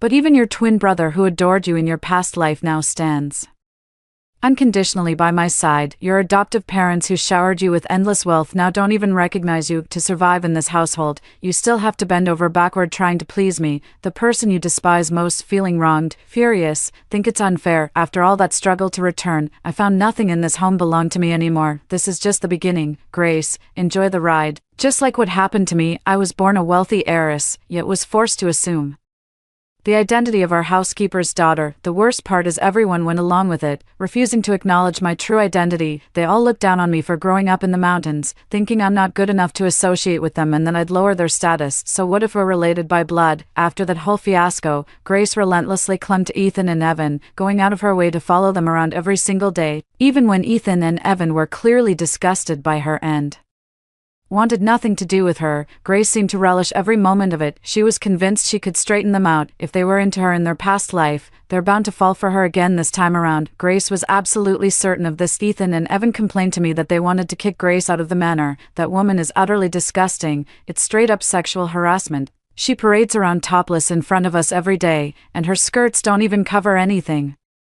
I patted their heads and turned down the idea, shutting them up with a simple "be kind, you 3 better stay together. Where else would I get my entertainment?" Ethan and Evan always listened to me. Since I said Grace stays, she wasn't going anywhere. Ethan and Evan had to put up with the daily annoyance, their scowls just making my day. In our past life, my 2 younger brothers were practically glued to Grace, refusing to leave her side for even a moment. Grace is my only sister, even if you've come home now, don't think for a second you can take her place. The fact that I share blood with someone like you makes me sick. It's a good thing you were taken away, otherwise we never would have had Grace as our sister. Tisk tsk, why so much disdain in this lifetime? Grace kept pestering Ethan and Evan, trying to win them over with her gentleness and even attempting to brainwash them. "I see your sister goes to the office every day. Why aren't you 2 going? Be careful, she might take over the company." They gave Grace an exasperated look and said, "Take over? The entire group has always been our sisters." Grace's face instantly turned green. "What? The corporation should belong to you too. How could a woman like her get shares? Even in our past life, when our parents adored her so much, they never gave her a single share. Why does that bitch Laura get them?" Ethan and Evan looked exasperated. "What's wrong with being a woman? Our sister is incredibly talented. Under her leadership, the corporation's profits grow every single day. Besides,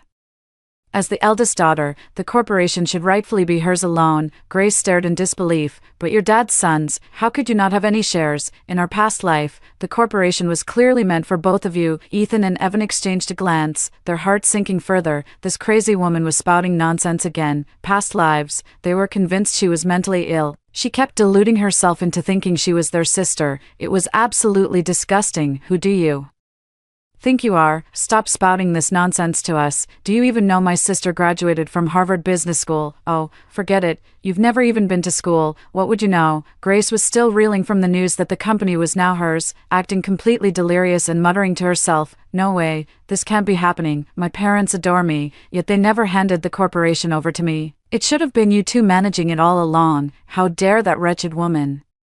Ethan and Evan had long since made their escape. They'd had enough of that woman's incessant pestering lately. Grace has been preoccupied with winning over my twin brothers, so she hasn't been bothering me. I thought she'd lay low for a while, but turns out she was secretly plotting something major. Right in the middle of my birthday celebration, out of nowhere, Grace appeared and snatched the microphone right out of my hand. In front of all the guests, with a face full of excitement, she was determined to expose my true nature. The Laura you all admire is no different from a human trafficker. She's vicious, sinister, selfish, and cunning. The reason I was trafficked back then is all because Laura stood by and did nothing to help. She clearly saw me being taken away, yet she ran off without even looking back. Didn't even call the police for me. Because of that, I suffered torment in the deep mountains for over 20 years. It's all your fault, Laura. Grace's face was full of smug satisfaction. Well, now that halo around your goddess image should finally fade, shouldn't it? The guests below began whispering behind their hands, and the room quickly buzzed with excitement. Without a word of explanation from me, Ethan and Evan didn't believe a single thing Grace said. They stormed onto the stage, dragged her down, and pinned her to the ground. "I've put up with you for far too long, and you dare frame my sister. How dare you?" Marianne stepped forward with a dark expression, her rough hand striking Grace's face with 2 sharp slaps. "All these years, I felt guilty and planned to use my savings to send you abroad for studies and a better life. I never imagined you'd have the audacity to slander the young mistress." My parents shook their heads in disappointment. "My daughter would never do such a thing." "Marianne, your daughter can no longer live here. Send her away." I didn't even need to explain myself. Everyone would take my side. I gave Grace a faint smile, seeing my smile. Grace flew into a rage, hurling a torrent of abuse at me. With every curse she hurled, Clove got slapped across the face, yet Grace kept on shouting, her cheeks already red and swollen. "Oh, please, I had it much worse back in my day. When I told the truth back then, I wasn't just slapped. They stripped me naked and threw me right into the middle of the street. They called me a liar and said I shouldn't even think about tarnishing Grace's good name. I was stripped naked and thrown onto the street as punishment." Grace kept chattering incessantly. "I remember there are surveillance cameras on that street. Go check them, launch an investigation. Everything I'm saying is true." "Ethan, Evan, let me go.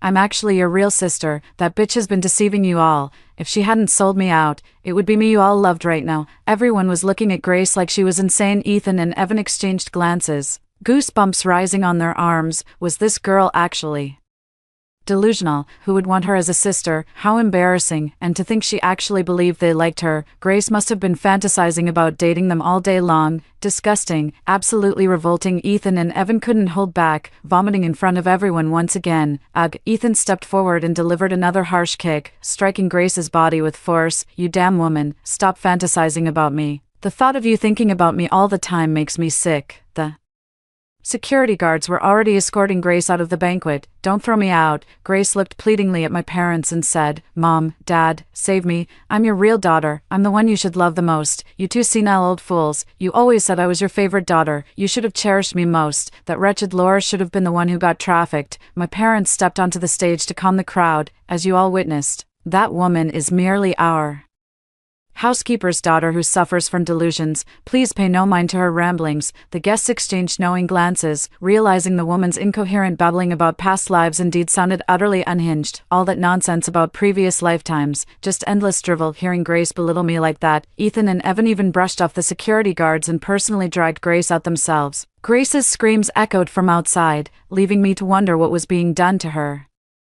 I took a delicate sip of the red wine, excellent vintage. In this whole spectacle, I didn't even have to open my mouth. Outside, even though Grace was beaten to a pulp, she still wouldn't change her story. Ethan, Evan, you have to believe me. It was Laura who set me up back then, otherwise, I really would have been your sister. Ethan and Evan exchanged a glance, a flicker of uncertainty in their eyes. After kicking Grace out, they obtained the surveillance footage she had mentioned the very next day. That's right, I left it there on purpose for them to find, but I waited for days, and neither Ethan nor Evan came to confront me with the surveillance footage, so I pretended to know nothing about it and asked them about the cameras myself. To my surprise, they both insisted with absolute certainty that there never were any cameras, that Grace had made the whole thing up. Once again I'm convinced Ethan and Evan destroyed the surveillance footage that would have implicated me, all to protect my reputation. Such good boys, so even if they discover who I truly am, they'll definitely side with me, right? I whispered in their ears, but it's coming back to me now. I really did leave Grace to die. The guilt keeps me up every night. If only Grace would just disappear.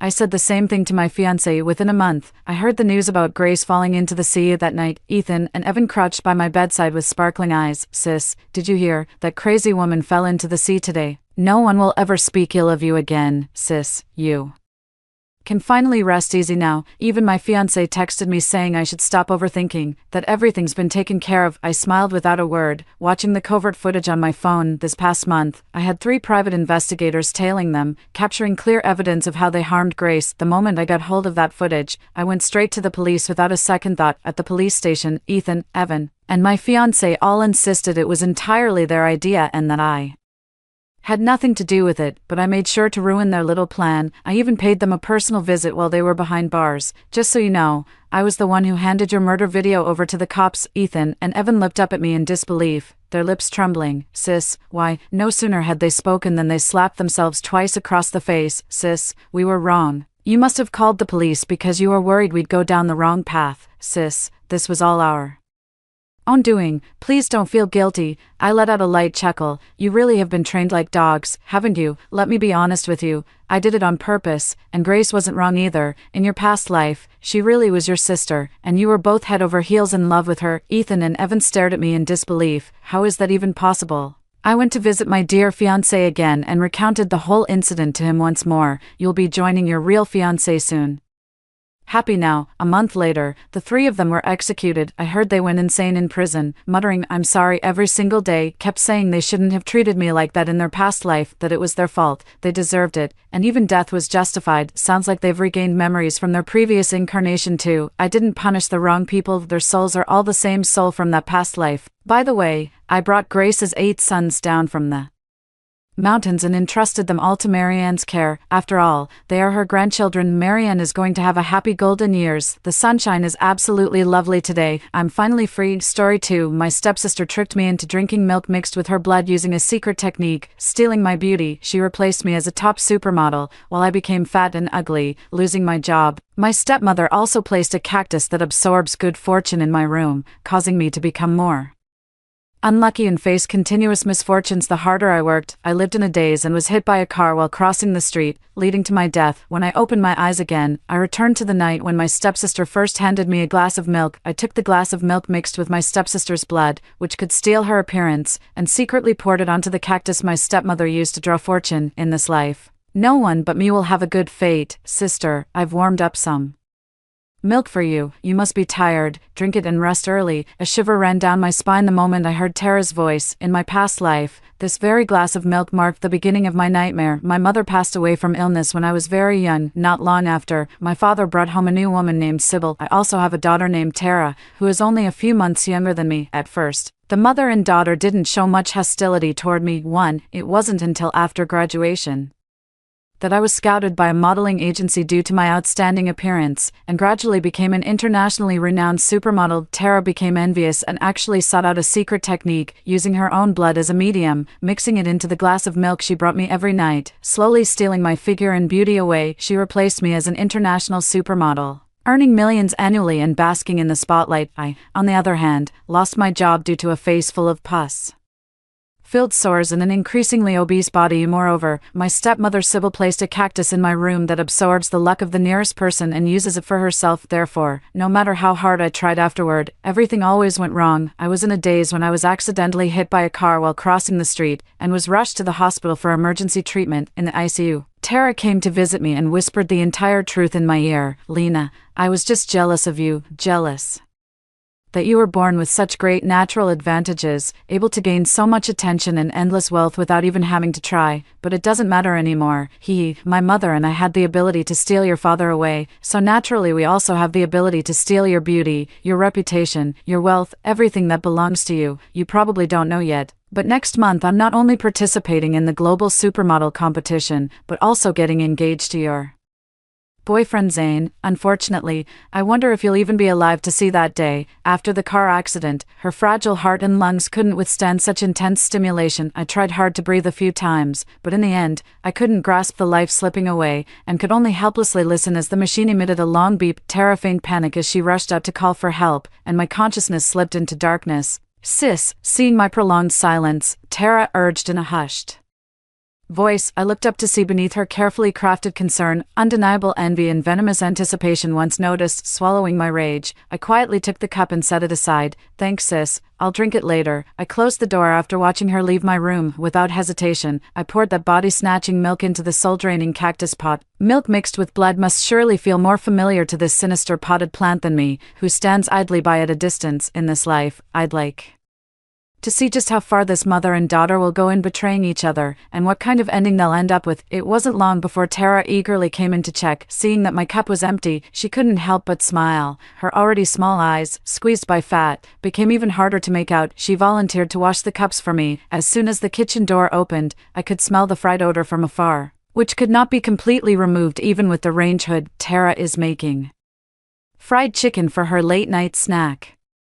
Actually, she resembles her mother in appearance. Sybil was the delicate and refined type, so logically speaking, any daughter she bore should never be too ugly. But when they first came to my house, Sybil tried to assert her dominance by secretly and openly creating obstacles for me. Whatever delicious food was bought or cooked at home, it was only given to Tara, wanting to see more of my distressed and restrained expressions. Tara also pretended to be blissfully happy and deliberately gorged herself in front of me. This pudding was specially brought home by Dad after work. Sister, Dad didn't buy you one, but you're not angry, right? I only took one piece of the sweet and sour ribs for dinner, but Tara acted as if she'd suffered a huge injustice. Dad, since I was little, Mom always made the sweet and sour ribs just for me to eat the whole plate. Now that we're in the new house, is Sister going to take that from me too? Dad doesn't like how strong-willed Mom is, always feeling that she undermines his masculinity, and by extension, he doesn't really like me either. They decreed that I could only eat leftovers after the three of them had finished their meals. In ordinary households, there aren't many things for children to compare.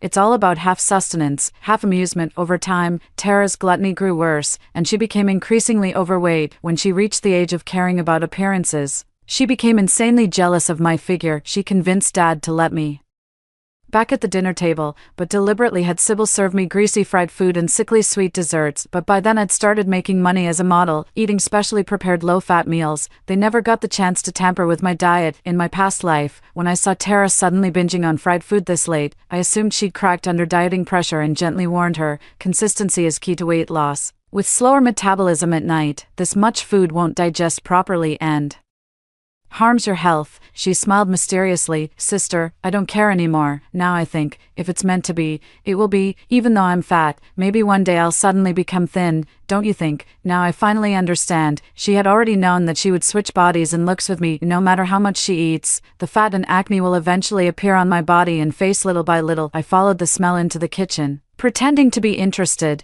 You made fried chicken, let me taste it too. Tara covered the plate in horror. No, sister, you're a model. You need to maintain your figure. I lowered my head miserably. That glass of milk you had tonight really whetted my appetite. But you're right, since I can't eat just anything, don't prepare milk for me anymore, otherwise I won't be able to control myself. She panicked, her eyes darting around. Milk was probably the best beverage she could find to mask the smell of blood. Just as I turned to leave, Tara, hurriedly called me back. Wait, Wani-chan, let me make you some low-sugar, low-fat snacks to satisfy your cravings. She went through the recipe book and made me a very complicated coconut meringue pudding using the egg beater late at night. She even got scolded by her father, who came after hearing the noise. I finished eating it with satisfaction, thinking that if I could have such a dessert every day after drinking milk, I probably wouldn't crave other fattening snacks anymore, too. She forced a smile through her bitterness and said, "Okay, no problem, I'll make it for you every day." Half a month passed like this. Every day,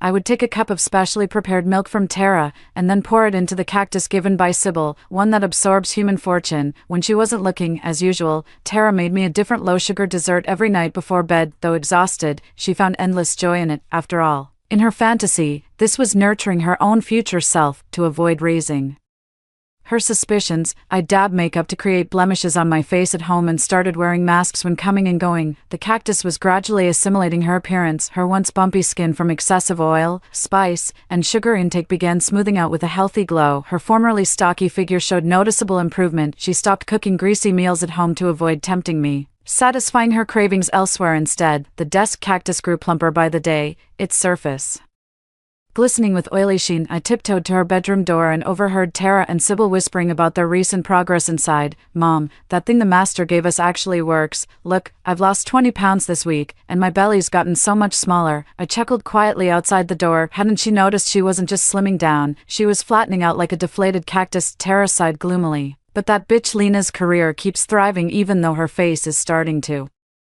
show problems. Is your stupid cactus even working?" Sybil retorted. "Patience. When someone's modeling career is that hot, a few days of bad luck won't make a visible dent. But look, I've been hitting small lottery wins lately. The amounts are tiny, but I've never had this kind of streak before." Tara clicked her tongue enviously before complaining. "Mom, get me one of those Lucky Charms too. My life's been cursed recently." Naturally so. After all, the cactus siphoning Sybil's good fortune was nourished daily by Tara's own blood. Tara's been constantly getting minor injuries lately. She'd either trip while walking normally, get hit by random flying objects, lose her keys, or break her phone. The day Sybil won $200 in the lottery, Tara had sudden food poisoning at work and couldn't make it to the bathroom in time. The memory still fills her with shame. "I haven't shown up at the office for days because of this." "Fine, don't go then." Sybil waved her hand dismissively.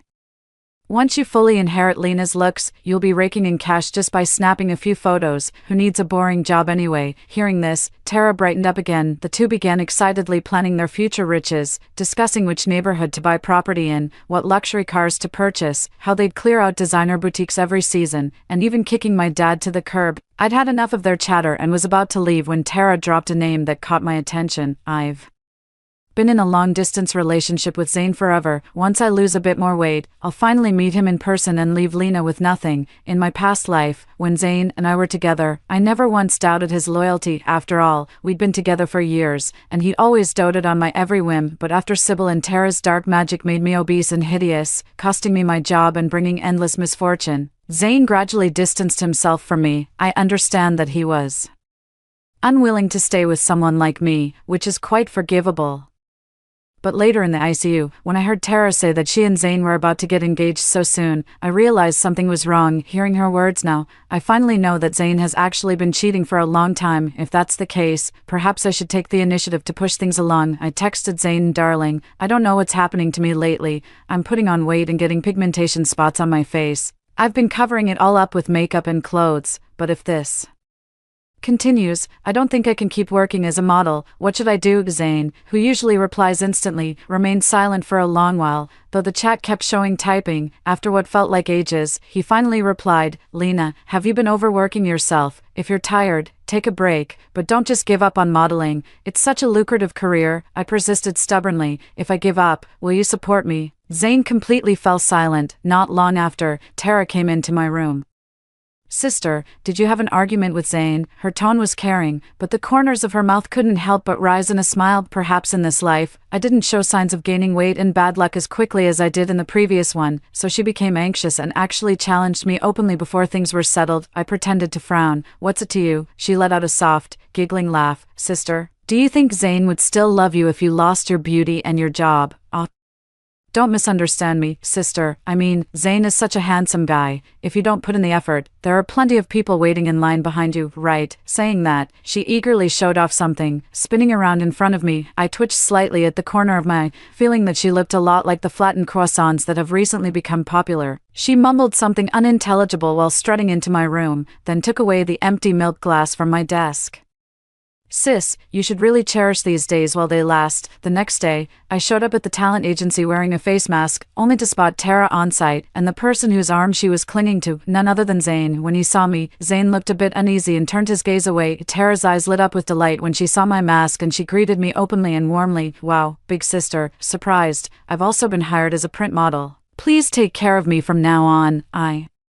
You've been signed as a model too. Who signed you? She was pierced by my gaze, wanting to lash out, but seemed to think better of it and ultimately held back. Sister, don't be anxious. Soon you'll know exactly what it is that made me a model. She followed her new agent, strutted in high heels, and arrogantly headed to the photo studio for the shoot. I turned my head to look at Zane. He dared not look at me, and stammered, Lena, I'm sorry. I still love you, but you said that as a model, you can't have children to maintain your figure. However, as a man, how can I not have children to carry on the family line? But Tara is different. Tara said that although she is also a model, she isn't afraid of having children, and no matter how many she has, she's confident it won't affect her figure. Why can't you be like her? I asked. The fact that I don't want children isn't something I decided recently. Is it really because of this that you want to break up with me, or is it because I mentioned that day that my health and appearance issues might affect my work, and that's why you're so eager to get rid of me? Zane's face turned bright red. Lena, you're always so aggressive. When will you learn to be gentle and understanding like your sister? Since you already know you can't continue in this profession anymore, why can't you just show some vulnerability and rely on me a little? Play the victim with my wealth and looks.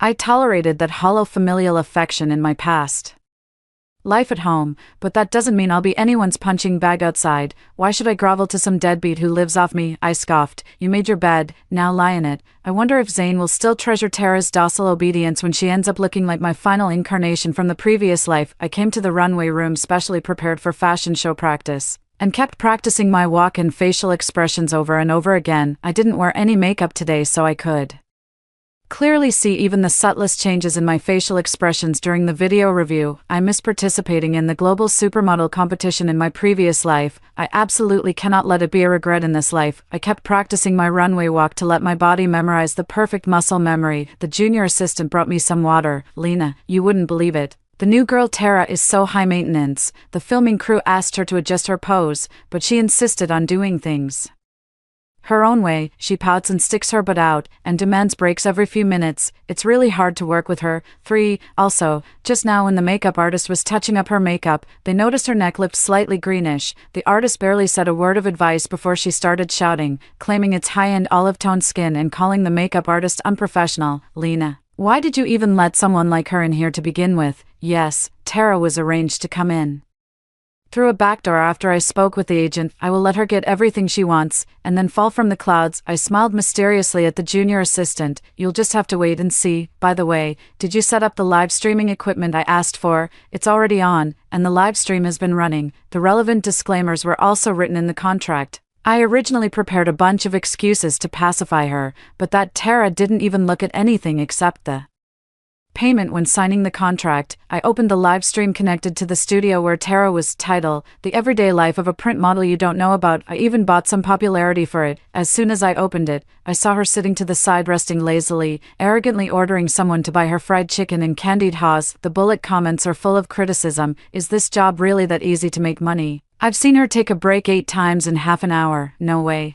I've seen professional models shoot before, and it's really hard work. She's not like that at all. Who is she anyway? How big of a star is she? Isn't anyone else noticing her body looks really strange? It's not even about being fat or thin. Also, is it a lighting issue, or is her skin getting greener looking to me? I put away my phone, adjusted my mask, and walked into the lobby. Tara, who had stepped out for some air, gave me a contemptuous smirk. What's the hold up, sis? Couldn't land any gigs because your face went to shit. She popped a greasy piece of fried chicken into her mouth. chewing with exaggerated relish. Everyone else who smelled the odor around her showed disgust on their faces, but she remained completely unaware. I looked back at the staff member who appeared holding live streaming equipment, and he nodded at me. I took out my phone and sent a message to Sybil. Auntie, thank you and Tara for taking care of me during this time. I noticed you've recently enjoyed scratching lottery tickets, so I bought a whole book of them for you to play with. It's under the coffee table in the living room. Whatever you scratch out is all yours. Good luck. After saying that, I turned off the screen and looked straight into Tara's eyes. Do you think being a print model is an easy job? Ask all the seniors here. Doesn't everyone work continuously for several hours straight once the shoot starts? Facial expressions, poses, all require repeated, subtle adjustments many times over. Do you really think everyone here has it easy just because they have a pretty face? And don't forget the makeup artists, lighting crew, and props team behind you. Has any of them had it easier than you? Tara's green face turned bright red. You, who do you think you are, lecturing me? You've enjoyed an easy life all these years just because of your seductive face, and now that I'm about to replace you, you can't wait to put me down. I'll tell you this, don't even dream of it. Saying that, she suddenly ripped my mask off and shouted loudly at the crowd, "Come here, everyone, come and look, see what your top model Lena's face has turned into." Not only that, but she will keep getting fatter from now on. From now on, the only pillar you can rely on is me. I suggest you all treat me nicely. Everyone stared at her as if she were a monkey. Seeing that no one reacted as she had expected, she looked back at me in confusion. Then she screamed, "Impossible, how come your face hasn't changed at all?" She pounced on me, rubbing my face with her fingers. "You must be wearing makeup. Where's your assistant? Get me some makeup remover. Hurry." I slapped her and knocked her to the ground. If I don't hit her now, I might never get another chance. Tara looked at me in disbelief, covering her face. "How dare you hit me? All right, you're finished. You, HMP." It seemed as if she had been pricked by something. She lifted the hand that was supporting her on the ground, looked at her palm in confusion, and saw several tiny white spots densely scattered there. She tried pressing on it and found that it hurt when pressed. Then, hissing through her teeth, she sprang up from the ground. "It hurts. Something is poking me." Hiss. "Why does my foot feel the same way too?" Just as she felt itchy all over, people around her suddenly cried out in alarm. "Look quickly, something is growing on Tara." Not only the people on the scene, but all the viewers in the live stream could clearly see her appearance now. Goodness, what a monster it looks. Looks like a cactus, right? Her green skin and flat body also resemble a cactus. Oh no, it's a monster. At the same time, messages from Sybil kept coming into my phone. "Oh, thank you, Lena. With your words, Auntie can feel at ease. You don't know yet, right? Auntie just scratched up 5 million from the lottery ticket you gave me.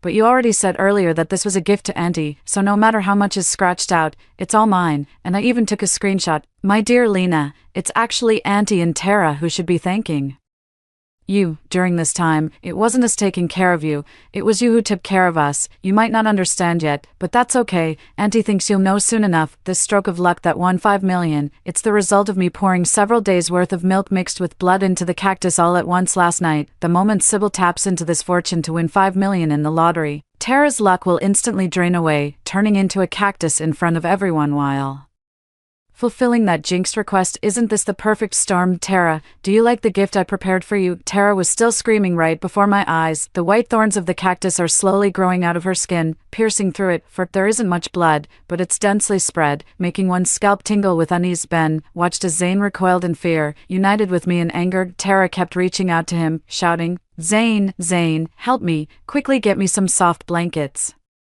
"Ah, it hurts so much." Zane turned a deaf ear, screaming "monster" as he bolted. Chaos ensued as people scrambled about, with someone calling an ambulance. Tara kept hurling curses while being loaded onto the stretcher, its taut surface forcing her protruding spikes back into her body like a bed of nails. Ignoring her cries of pain, I straightened my clothes and walked out, heading home. The live footage must have already spread everywhere. There's still a good show to watch at home. As soon as I opened the door, a ceramic cup flew toward me from inside the house and smashed against the doorframe with a bang, the fragments nearly hitting my eyes. "You still have the face to come back." I wiped my face and smiled. Why wouldn't I have the face to come back? It's not me who turned into a giant cactus. Sybil shrieked.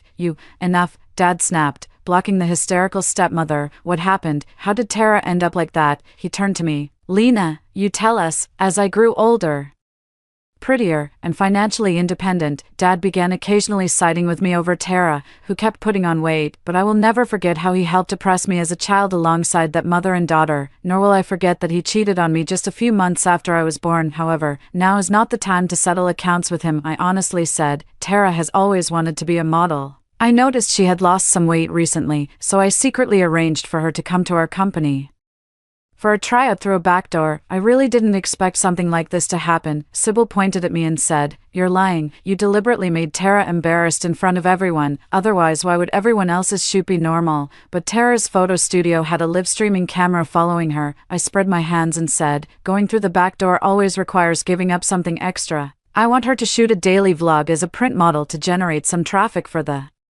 company. Anyway, it's all written in the contract. If she disagrees, she could have simply refused to sign it." Sybil was left speechless and turned to my father, tugging his sleeve with a pitiful expression. "Honey, you've got to help Tara. Look at him now. How can you face the world in the future?" I interrupted. "Have you been to the hospital to see Tara?" They both choked up, just as I expected. My father's finally making it in his career. With Tara's current state going viral, he can't afford this embarrassment, not with relatives and friends behind him, nor business partners in front. And Sybil, she just hit the jackpot with $5 million, only to find her daughter contracted this bottomless pit illness. You really think she wouldn't prioritize herself? If she truly loved her daughter, she wouldn't have let Tara balloon to this size without intervention. These two are all bark and no bite, pretending to defend Tara while actually hoping I'll clean up their mess. Nobody wants that human-shaped cactus anymore. What a perfect match, but as a family, how could I truly ignore my own sister? I said. "Dad, Mom, don't worry, Tara is my sister after all. Even if you didn't say anything, I would still take responsibility for her treatment." When I returned to my room, I found that the cactus on the table was already gone. Seeing Tara's condition and considering what had happened recently, Sybil must have realized that the luck she had been absorbing all along came from her own daughter, but my father was there, so she couldn't say anything. Even if she dared to speak, as a beneficiary of the situation, she might not have wanted to. However, she no longer dared to let me touch this strange cactus directly. Who knows what other methods I might come up with against her? I guess she'd probably disposed of it, so I checked the surveillance camera I had installed in the room to confirm. I never thought I'd see her hiding the potted plant under my bed. I suppose the recent spiritual practices have given her a taste of benefits she's unwilling to give up. That's wonderful. Life at home was eerily calm. Aside from my occasional hospital visits to see Tara, it seemed like Sybil and my father had silently erased her existence as their daughter. I carried a food container to the hospital. This kind of illness was unheard of, so the hospital could only arrange a separate ward for her, and used lasers daily to remove the thorns from her body, allowing her to at least lie down quietly. As for the blood holes and green skin left behind, no one had the energy or means to deal with them. I placed the food container beside her, took out the low-fat meal inside, and started eating by myself. Tara glared at me, her eyes practically shooting flames. "It's your fault, isn't it?" I scooped up some boiled pumpkin and said, "It wasn't me, liar. If it wasn't you, then who else? Where is my mom? Why won't they come to see me?" 5. Your parents abandoned you. I scooped another spoonful of multigrain rice. That video of you turning into a monster went viral. "They're too ashamed to claim you. You should be thanking me. If it weren't for me, you wouldn't even have anyone covering your medical bills now." Tara kept shaking her head, muttering "no way" under her breath. I showed her the message where Sybil bragged about winning $5 million, just to prove Sybil had the money. She just couldn't be bothered to spend it on her. "Your mother is already living a good life on her own. With your fortune and the money she already got, what kind of child couldn't she and your father have?" "Stop daydreaming. If she really loved you, why would she have fed you like a pig when you were little, just to upset me? She stuffed you with all kinds of food, yet she never touched any greasy stuff herself. She knows the truth perfectly well." After I finished eating, I cleared the table and looked down at her from above before leaving the ward. Tara was stunned from receiving too much information. I continued to stir up trouble. "You should think for yourself, without any reason. How would I know there was something wrong with the milk you gave me? She's been tired of you for a long time." Her eyes suddenly became sharp. I fell silent and walked out of the hospital room. Sybil had been living the high life lately. The cactus kept channeling luck for her. She'd moved on from scratch cards to playing the stock market. Meanwhile, my father's career was taking a nosedive. Either a project that was already mostly negotiated was suddenly taken away by a competitor, or a key partner unexpectedly withdrew their cooperation offer. Project delays led to financial strain, team members gradually left, and eventually an internal leak occurred. He wanted to investigate thoroughly but found nothing. In the rush to get things running, he thought he could solve the problems quickly, but instead the situation stagnated, leaving him heavily in debt. He, having run out of options, wanted to sell his house. Sybil, no longer her usual gentle self, directly proposed divorce. You, a grown man, have sunk to the point of selling your house. Why should I stay with you? Divorce, split the property equally. My father has always hated being bossed around by women. Adding to the frustration of this period, the two started fighting each other. You dirty slut, if you hadn't clung to me and crawled into my bed back then, do you think I'd ever look at trash like you?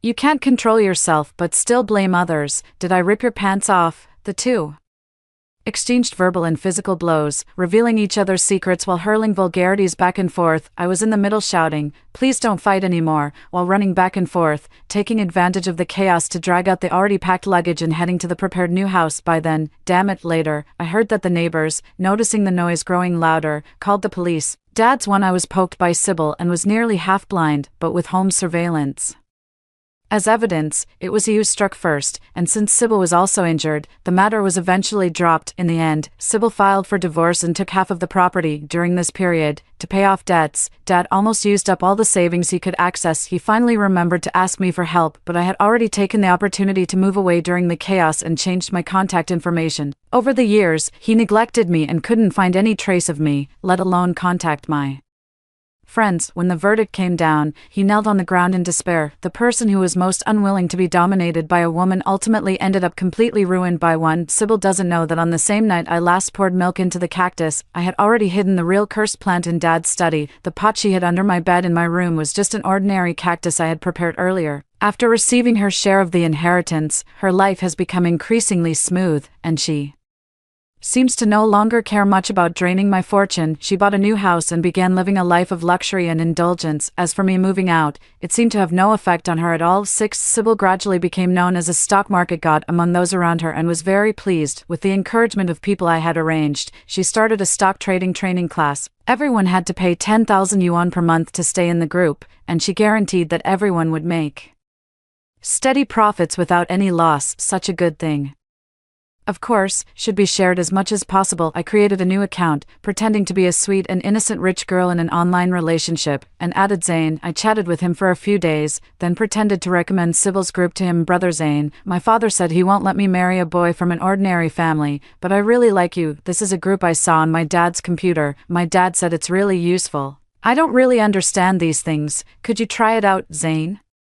Hesitated. When it comes to spending money, he was always cautious. Without a second thought, I transferred 30,000 to him. Zane, just consider it as an opportunity to gain some experience. If you really become a millionaire one day, we can be together openly. The Zane across immediately accepted the transferred. Daisy, you're so great. Unlike my previous girlfriend, when I wanted to invest and asked her to lend me some money, she always said the field is too risky and stopped me from getting involved. In my opinion, are kings and generals born to rule. All rich people were pioneers who dared to take the first bite. How can you ever strike it rich if you're always timid and cautious? Daisy, thank you for believing in me. I promise I won't let you down. I smiled and sent him an encouraging message, then stopped responding. These people who fantasize about overnight success only see how billionaires started from nothing, but ignore how many predecessors failed before them. Since he's so confident, let him go ahead. Then, riding on her previous streak of luck, Sybil enjoyed several months of smooth sailing. Everyone who followed her trades saw guaranteed gains, and she got drunk on the constant praise, acting like she was born with this golden touch. Zane kept bombarding his online crush Daisy with messages,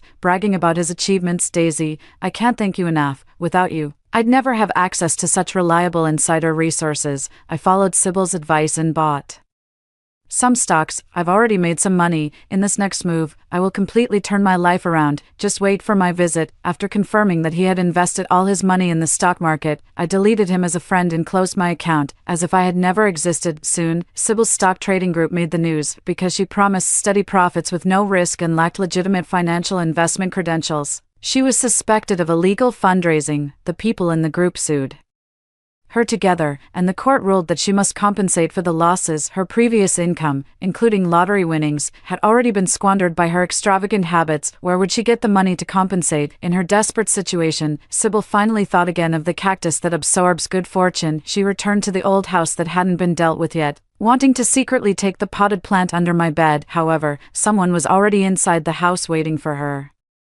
Tara was wrapped up tightly, but the smell of blood and sweat still lingered around her. Sybil instinctively covered her nose and mouth, showing a look of disgust. This action immediately provoked Tara. She screamed, "I'm your own daughter. It's because of the dark magic you begged for that I've become like this. How can you despise me?" Sybil felt somewhat guilty. "What have I done to harm you? It's clearly because you're not capable enough. Otherwise, how could I win the lottery and live a good life just from Lena's fortune? If you can't make it, don't blame others. I'm your daughter. You know you're my daughter too, right? How can you talk to your mother like that? No respect for elders." 7. Saying that, she ignored Tara and went straight to my room to find the cactus. Tara's eyes turned red with anger. When Sybil came out holding the potted plant, she saw the cactus that looked exactly like her current self and could no longer hold back. She yanked the cactus out and threw it on the ground, stomping on it repeatedly. Sybil was suddenly pushed by her and despairingly screamed, "Ah, my potted plant, my fortune." She slapped Tara hard across the face. "Good-for-nothing bitch. Can't you stand to see someone else doing well?" Tara gave a bitter smile. "Mom, have you ever truly loved me as your child? You had me just to compete with Lena's mother. You were kind to me only to spite Lena. And now that I'm of no use to you, you're just going to discard me, aren't you, a pawn?"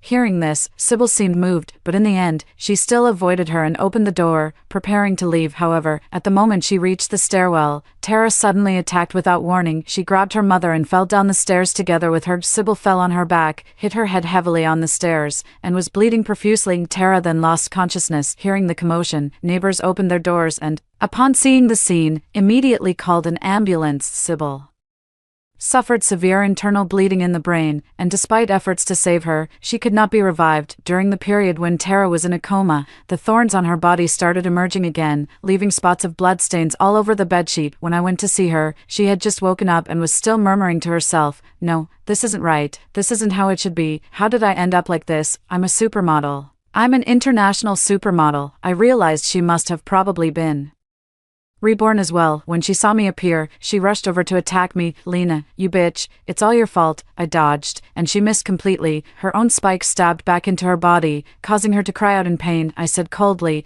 "It's not that I want to harm you. It has always been you who harmed yourselves." She started by cursing loudly, then cried and screamed, appearing to be mad. I watched her plight for a while before leaving, feeling satisfied. This is good. She has returned, and my revenge is now complete. As for her future, it's as if I've donated a sample to the country for thorough research. As soon as I walked out of the hospital gate, a disheveled figure rushed toward me. Lena, help me. It's Zane. I borrowed money from loan sharks, and now they're after my life." The man before me had oily, messy hair, a face full of stains and stubble, nothing like the charming guy who once captivated Tara. His clothes reeked of sourness. He kept rambling, "It's all those online sluts. They tricked me into investing all my money in the stock market. Lena, you're still the dearest to me. I know you still love me. Can't we get back together? I'll never be fickle again. You're my queen. I'll always treat you the best from now on." His manic behavior attracted the hospital security guards. As he was forcibly dragged away, he continued shouting, Lena,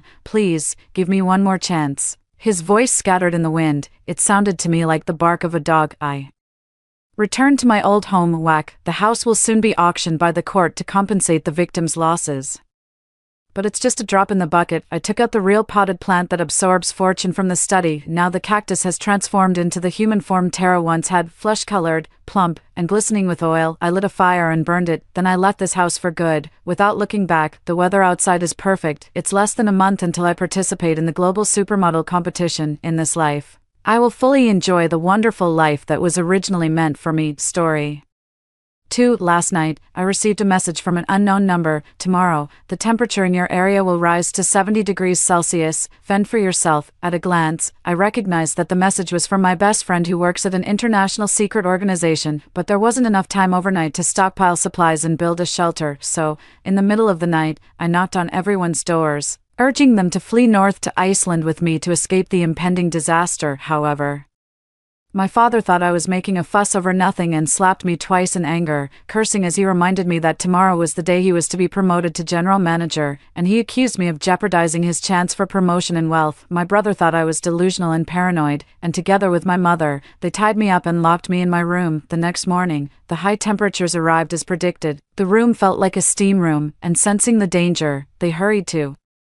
the basement for safety. Meanwhile, I was tied up, trapped in a small room surrounded by walls, unable to escape. My mother passed by the kitchen and muttered without offering to unlock my door, "If I let you out, there won't be enough food for the 4 of us. Who knows how long this heat will last? It's too hot. I'm leaving." As the sun rose, the unventilated room turned into a sauna, and I was steamed alive. When I opened my eyes next, I was back to the night I received the message. This time, I boarded a flight to Iceland alone. At night, the fan in the room blew hot air, and I suddenly woke up from the sticky, humid touch. Sweat trickled down from my hair tips to my neck, a deep, bone-searing heat overwhelming me. I suddenly realized I had been reborn. The thirst from dying of heat was vivid in my memory. Before I could even think, my phone received the same deadly countdown message from my previous life. "Tomorrow, the temperature in your area will rise to 70 degrees Celsius. Fend for yourself." I quickly checked the time on my phone. It was 2 a.m. There were still 4 hours until morning. There was enough time for me to escape this place. In my previous life, when I received the message, I immediately realized it was from my best friend who worked for an international secret organization. She would never lie to me. She had told me to fend for myself countless times since we were children. So, that night, I frantically knocked on doors, trying to make them realize the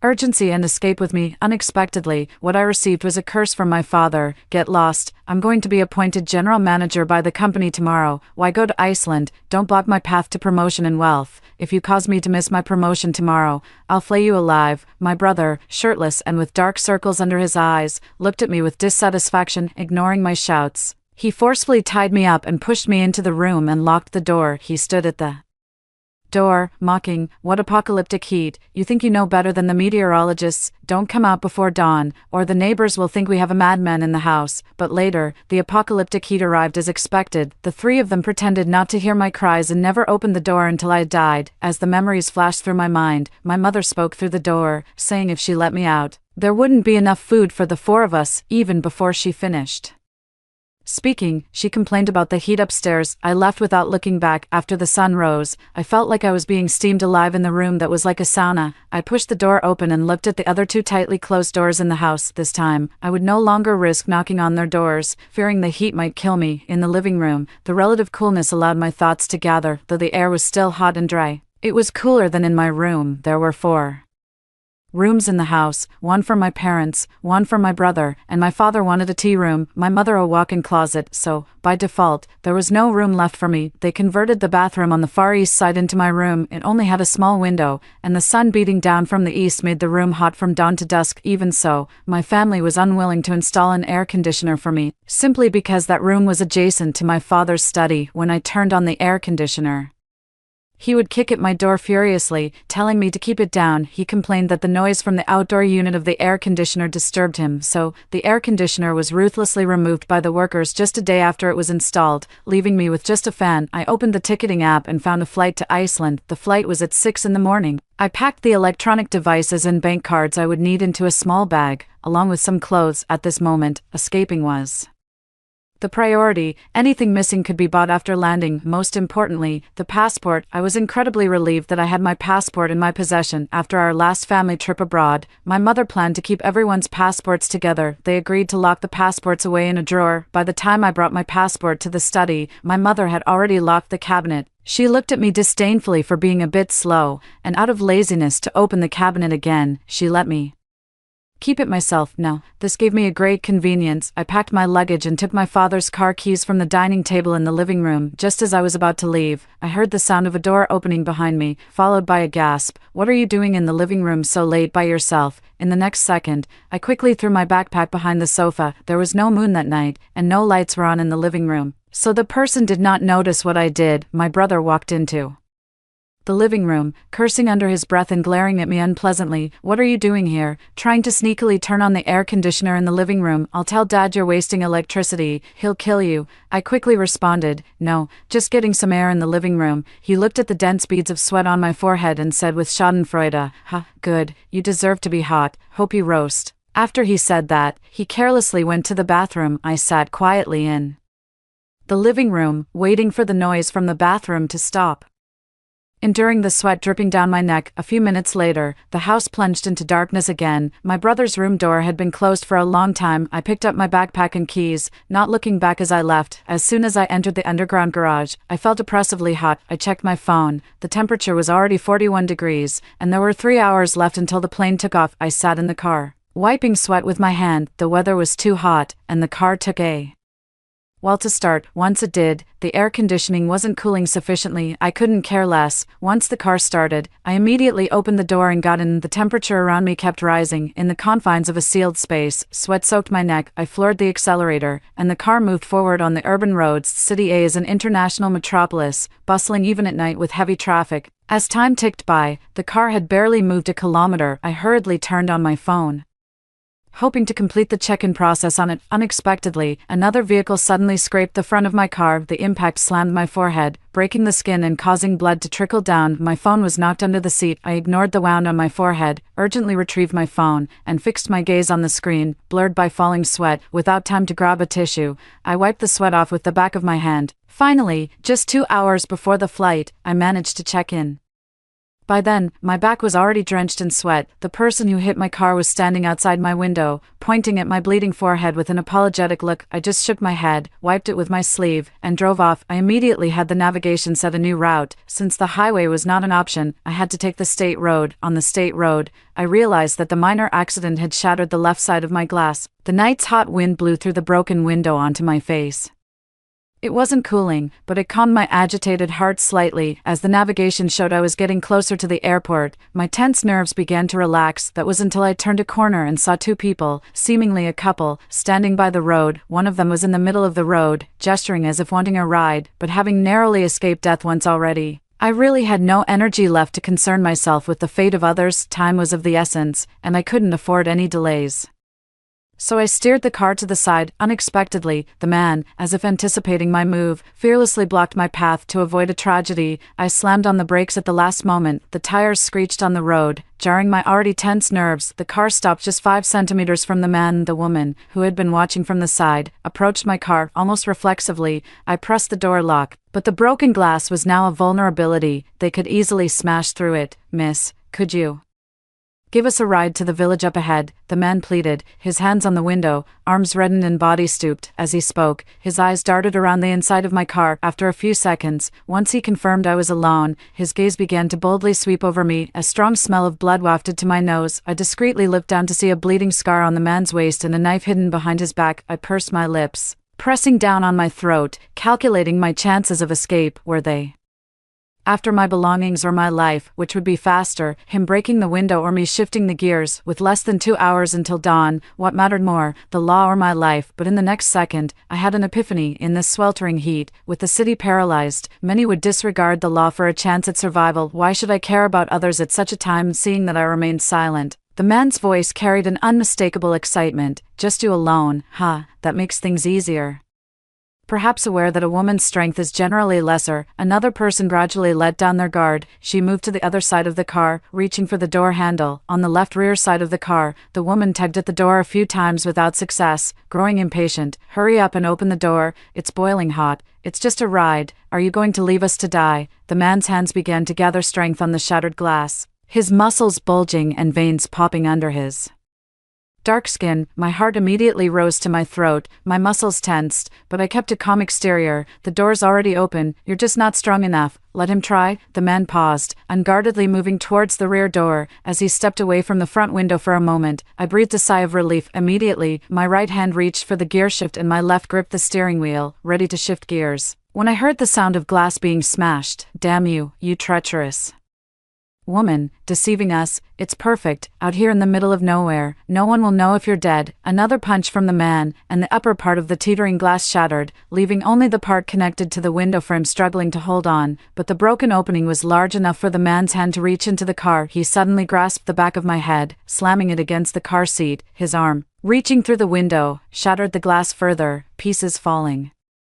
onto my face, the pain spreading through my body instantly. I could hear the woman's triumphant voice, "Beat her to death, then the car is ours." I've never been in such a nice car in my life. When life is in danger, adrenaline surges and unleashes tremendous determination. The sharp pain on my face numbed me. Ignoring the intense pain, I immediately stepped on the accelerator. The car jerked forward, tires screeching against the ground. The man, seemingly caught off guard by my actual departure, couldn't keep up. Clutching desperately at my hair, I firmly controlled the steering wheel, the car veering close to the guardrail as it sped up. The speed increased, and a piece of my scalp was brutally torn away. Behind the car, wails echoed, enduring the severe pain in my scalp and the blood on my face. I glanced in the rearview mirror. The man was dragged a few meters by the car before being thrown to the ground, face down. Under the dim street lights, I could vaguely see a large stain of blood on the ground. In fact, had he chosen to let go when I drove off, he wouldn't have been dragged. He brought this on himself. I averted my gaze, grabbed some tissues from the passenger seat, quickly tended to the wounds on my face, and continued to accelerate. The car sped away, and following the recent turmoil, the sky was beginning to lighten. It was now 5 in the morning. I can make it. I definitely can. I silently urged myself, pressing the accelerator to the floor, but the next second, the car began to shake violently and uncontrollably came to a stop.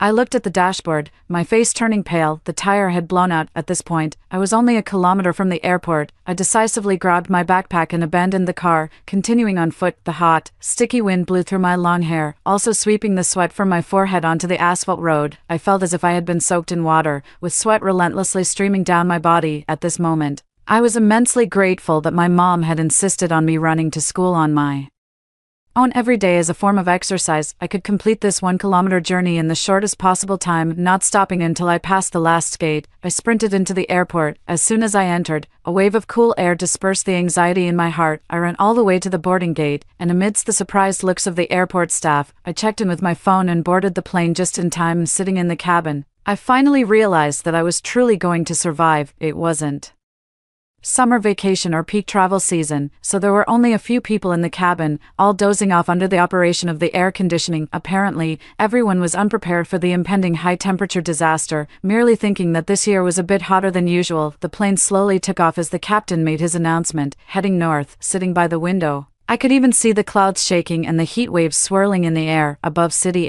A red sun was slowly rising, its color unnaturally and piercingly red. My phone chimed the hour, 6 o'clock. On the plane, a flight attendant tended to my wounds and provided me with a set of clean clothes. After changing in the restroom, I gradually calmed down. Then, connecting to the cabin's Wi-Fi, I received a message notification from the government of City A. Urgent notice: today's temperature is expected to rise to 50 degrees Celsius. Residents are advised to take precautions against the heat, avoid going out unless necessary, and all work departments should cease operations immediately to prevent heatstroke and sunstroke. The high-temperature apocalypse was truly upon us. Just like in a past life, it was only 6 in the morning, yet the temperature was already unbearably high. The flight from City A to Iceland would take 5 hours, and I fell into a deep sleep in my seat. When I awoke again, the plane had landed. I turned on the surveillance to watch every movement at home. In the footage, my younger brother was the first to react, shirtless as he pushed the door open and yelled, "It's so hot, too hot, is the air conditioning not working?" He said this as he took a cup of ice water from the fridge and downed it in one go. My mom came out sweating profusely, holding a small fan, and sat on the sofa,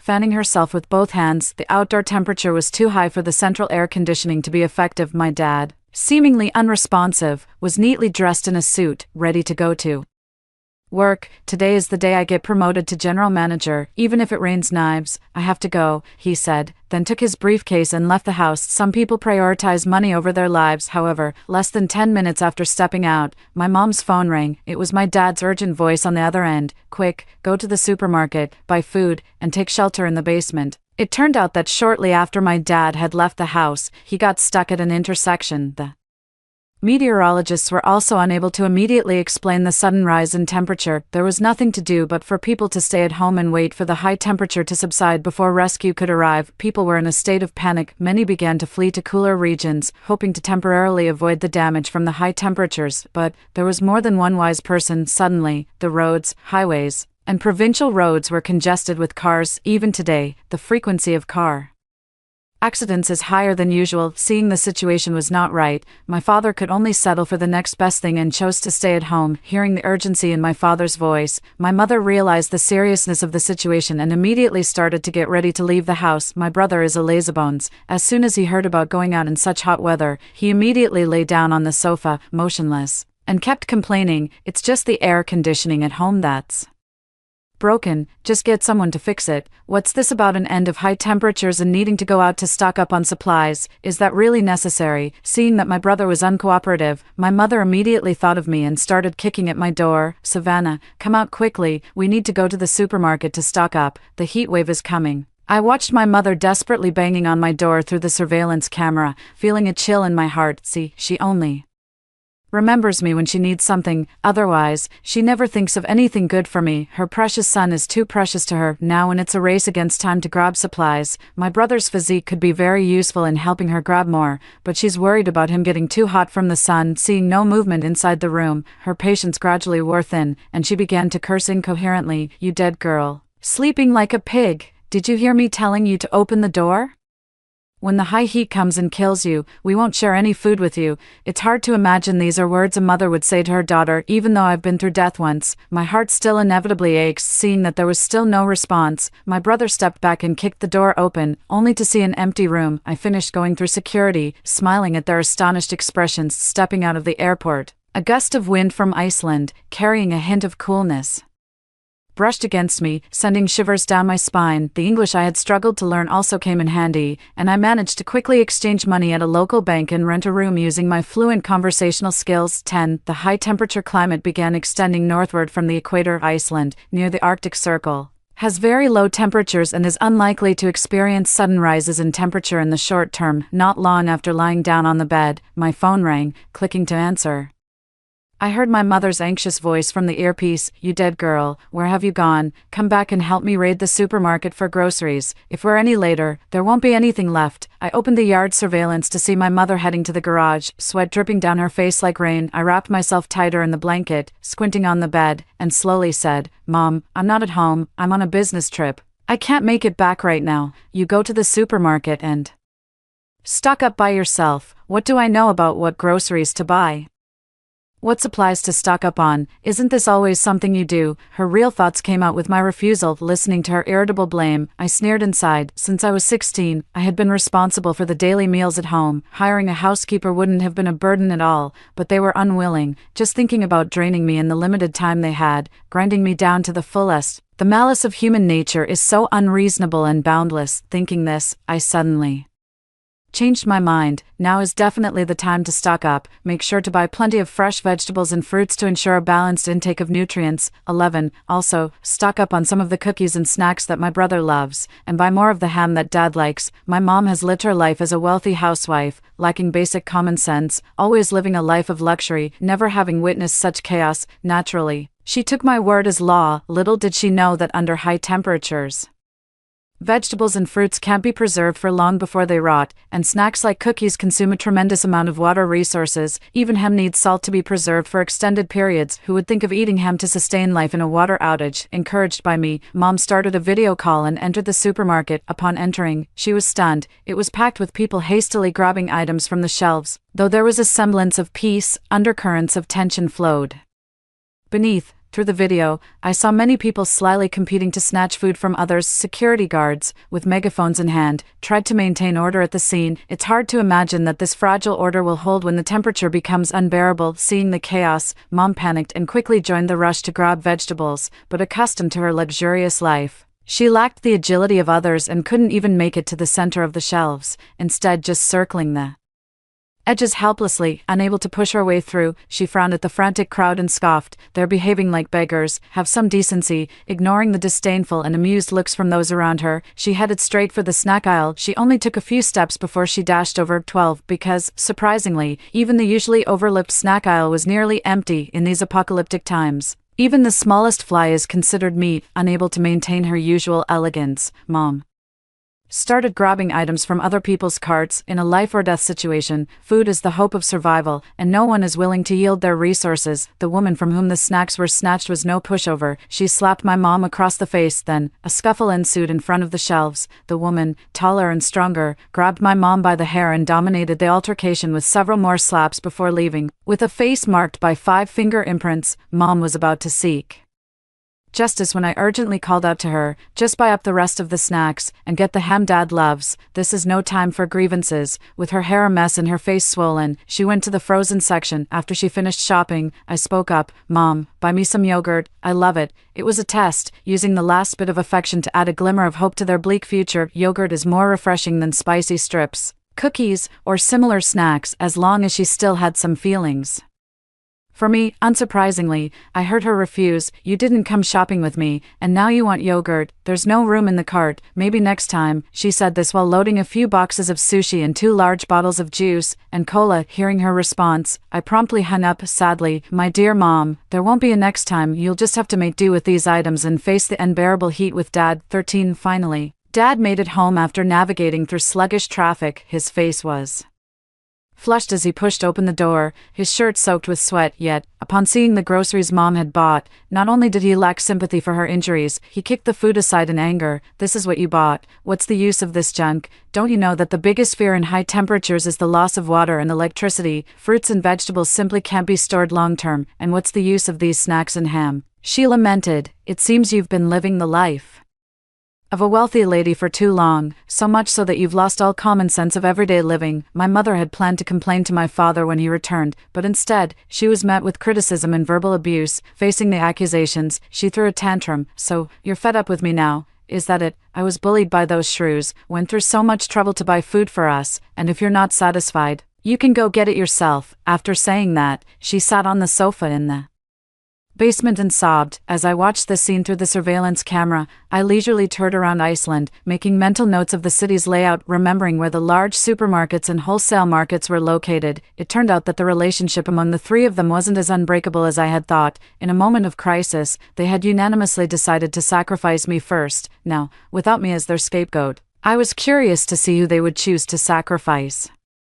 First, under the conditions of food and water shortage, by 2 p.m., the outdoor temperature had soared to 65 degrees Celsius. The transportation system was completely paralyzed. Planes were grounded due to the high temperatures in the atmosphere. Those who had planned to fly near the Arctic Circle were stranded at the airports. Meanwhile, I was not idle and had already started to take precautions. The number that had once sent me a distress message was silent, no matter what means I tried to contact it. No one knew how long the heatwave would last, or whether it would affect the areas near the Arctic. After making repairs, I immediately raided the local supermarket. I first went to the wholesale market and bought dozens of boxes of instant noodles, then to the furniture market to buy 3 refrigerators. At the slaughterhouse, I picked up 40 pounds of beef and lamb chops. Being close to the sea, Iceland's seafood was particularly cheap, and I bought 80 pounds of fresh shrimp and fish. After loading the last cart of food into the house and installing 5 solar panels following an online tutorial, I finally felt at ease. There was no greater sense of security than having my supplies stocked up. While I was busy installing air conditioning, the basement at home was filled with smoke and curses could be heard occasionally. The basement, rarely used and poorly maintained, had only an old air conditioner. The scorching sun made the inside unbearably hot. The air conditioning was not enough to combat the high temperatures outside. With only a slight coolness near the vent, the 3 of them were fighting over who got to stand in front of the air conditioner's vent. My father, trying to push my brother aside, found it impossible to move him due to his large size. Frustrated, he cursed at my brother. "Damn you, fighting with your own father over this. Move aside and let me cool down." My brother, spoiled from childhood and always selfish, naturally stood his ground. He firmly occupied the spot in front of the vent, even hugging the air conditioner on both sides. "If you let me cool down, what about me? Didn't you always tell me that the winner takes all? If you can push me away, then do it. Otherwise, don't expect me to let go." I watched through the surveillance camera as my father's face turned ashen with regret. My brother's character, a product of endless indulgence and guidance, both intentional and unintentional, during his childhood, was something I had warned about. I had told them that fostering a child's selfish nature could worsen as they grew up. However, my father had always believed that in today's society, if you don't fight, you end up with nothing. In the face of interests, the victor is king. At this moment, the bullet struck right between the eyebrows. Now, he watched the son he had raised wield the very words he taught him like a sharp blade, mercilessly stabbing at him in a life-or-death moment. Hearing this, my dad was furious. He grabbed the baseball bat from behind the door and swung it with all his might. In a sweltering environment, it's truly difficult for people to keep their cool. My younger brother guessed that my dad wouldn't actually hit him, while my dad thought my brother would move out of the way. In the end, neither backed down. At the last moment, the thick baseball bat harshly struck the back of my brother's head. "Ah, Changlong, how are you doing?" Screams echoed in the basement. On the monitor, my brother fell to the ground like a puppet without support. My mother, frantic, crawled over to him and shook him vigorously. Seeing no response, she turned to my dad and started hitting and kicking him. "You've killed my son. I want your life. Nobody should live." I watched the sweaty bodies of the three, laughed heartily, turned the air conditioning up a few degrees, and pulled out a blanket from the closet to cover myself. The joys and sorrows of humanity do not resonate with me. I only find them noisy. The coolness of the air conditioning gradually brought my dad back to his senses, standing there dazed. Fortunately, my dad had not struck lethally. A few minutes later, my brother woke up from my mom's shaking. He glared fiercely at my dad. Father and son looked at each other, saying nothing. My dad stood at the air conditioning vent, like my brother, unyielding, enjoying the cool breeze. Some say that in the face of disaster, you should be cautious of your own kind. Even family, blood, and kinship mean nothing in the face of human nature's perils. The priority is simply to survive. The recent argument and fight left everyone agitated and uncomfortable. My brother picked up a Coke from the ground and downed it, but, in a state of dehydration, drinking a sugary beverage only made him thirstier. The only big bottle of mineral water was tightly held in my dad's arms. Now, with the temperature outside already at 70 degrees Celsius, no one dared to risk going upstairs. The three of them remained in a stalemate, and tensions grew until my brother couldn't bear it anymore. He said to my mom, "Mom, could you go upstairs to get some water and food?" At that moment, my dad also gave her a coercive look, his eyes threatening. Seeing both her beloved son and husband pressuring her, my mom fully realized she was being left out. "It's already 70 degrees outside. How can I go upstairs? I'll be cooked alive. Do you want me dead? If you don't go, who will? Unless someone else goes in your place." My brother made a snide remark on the side. Immediately, their eyes met, as if they had come up with an idea. The next second, my phone rang. Seeing the scheming in their eyes, I just felt a pang in my heart. Look, when it came to presenting a united front, it was always against me. Ever since she went down to the basement, she never asked about my well-being, but when it came time to find someone to replace her, she thought of me. The weak only bully those weaker than themselves. Meanwhile, I had already gotten up from the bed, eating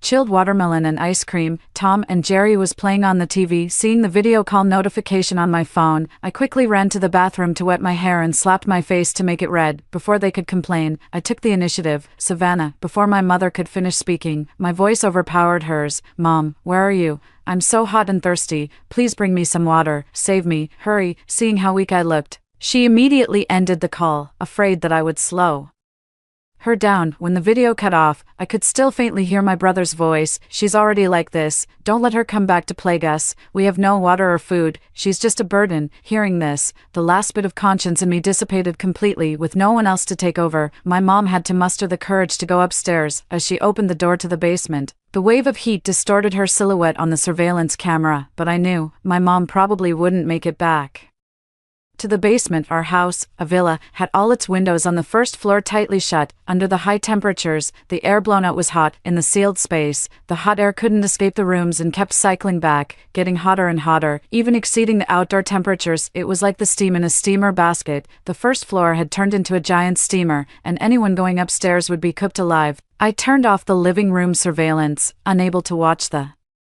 scene of a living person being cooked. I also stopped paying attention to what was happening in the basement. The father and son either fought each other to death over the remaining food and water, or they worked together to ration their resources, which might allow them to survive a bit longer, but the end result would still be death by heat or thirst. 10 days passed, and the high temperatures near the equator gradually moved north, heating up even Iceland. At night, I had to turn on two air conditioners and set them to the lowest temperature just to barely fall asleep. A month later, a sudden prehistoric deluge finally extinguished the intense heat. Several days of rain also lowered the temperature in Iceland. The weather finally returned to normal. The news reported on the high temperatures, revealing that this month-long heatwave had reduced the Earth's population by 1.5 billion. When I turned on the surveillance and saw the scene in the basement, I gasped. My dad's body was covered in maggots, resembling a dried-up corpse, slumped in front of the air conditioner.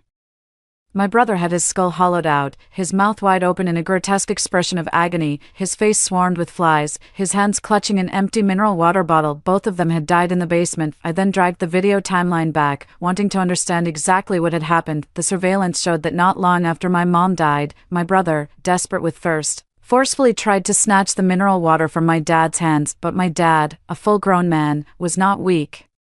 The two of them fought like wild animals in the room, tearing and biting, completely losing the warm father-son relationship they once had. Without mercy, my brother bit my dad's hand, trying to make him let go through pain. My dad responded by pounding on the back of my brother's head. The people who love you know where it hurts the most. Suddenly, my brother clung to my dad's legs, pleading for mercy. After all, he was the child my dad had raised from a young age. Seeing my brother kneeling and begging softened my dad's heart, and he hesitated to hand over the water. Unexpectedly, my brother, leaving no room for mercy, used his head to knock my dad to the ground and reached for the bottle. In their struggle, the water bottle was not held securely, and the remaining water spilled onto the scorching floor. My brother tried to lick the water off the ground, but it was futile. In just 2 seconds, the water had evaporated. Neither of them got to drink, as their last hope vanished. Endless despair followed. He roared in the room, his voice hoarse from dehydration. It's all your fault. The water spilled on the floor. Now no one can drink it. We're all going to die. Under the high temperature, both gradually lost their sanity, desperately needing an outlet for their frustration. Thus, in the basement, they attacked each other with every tool they could find, like beasts trapped in a fight to the death, struggling to the very end, until not a shred of strength remained, succumbing to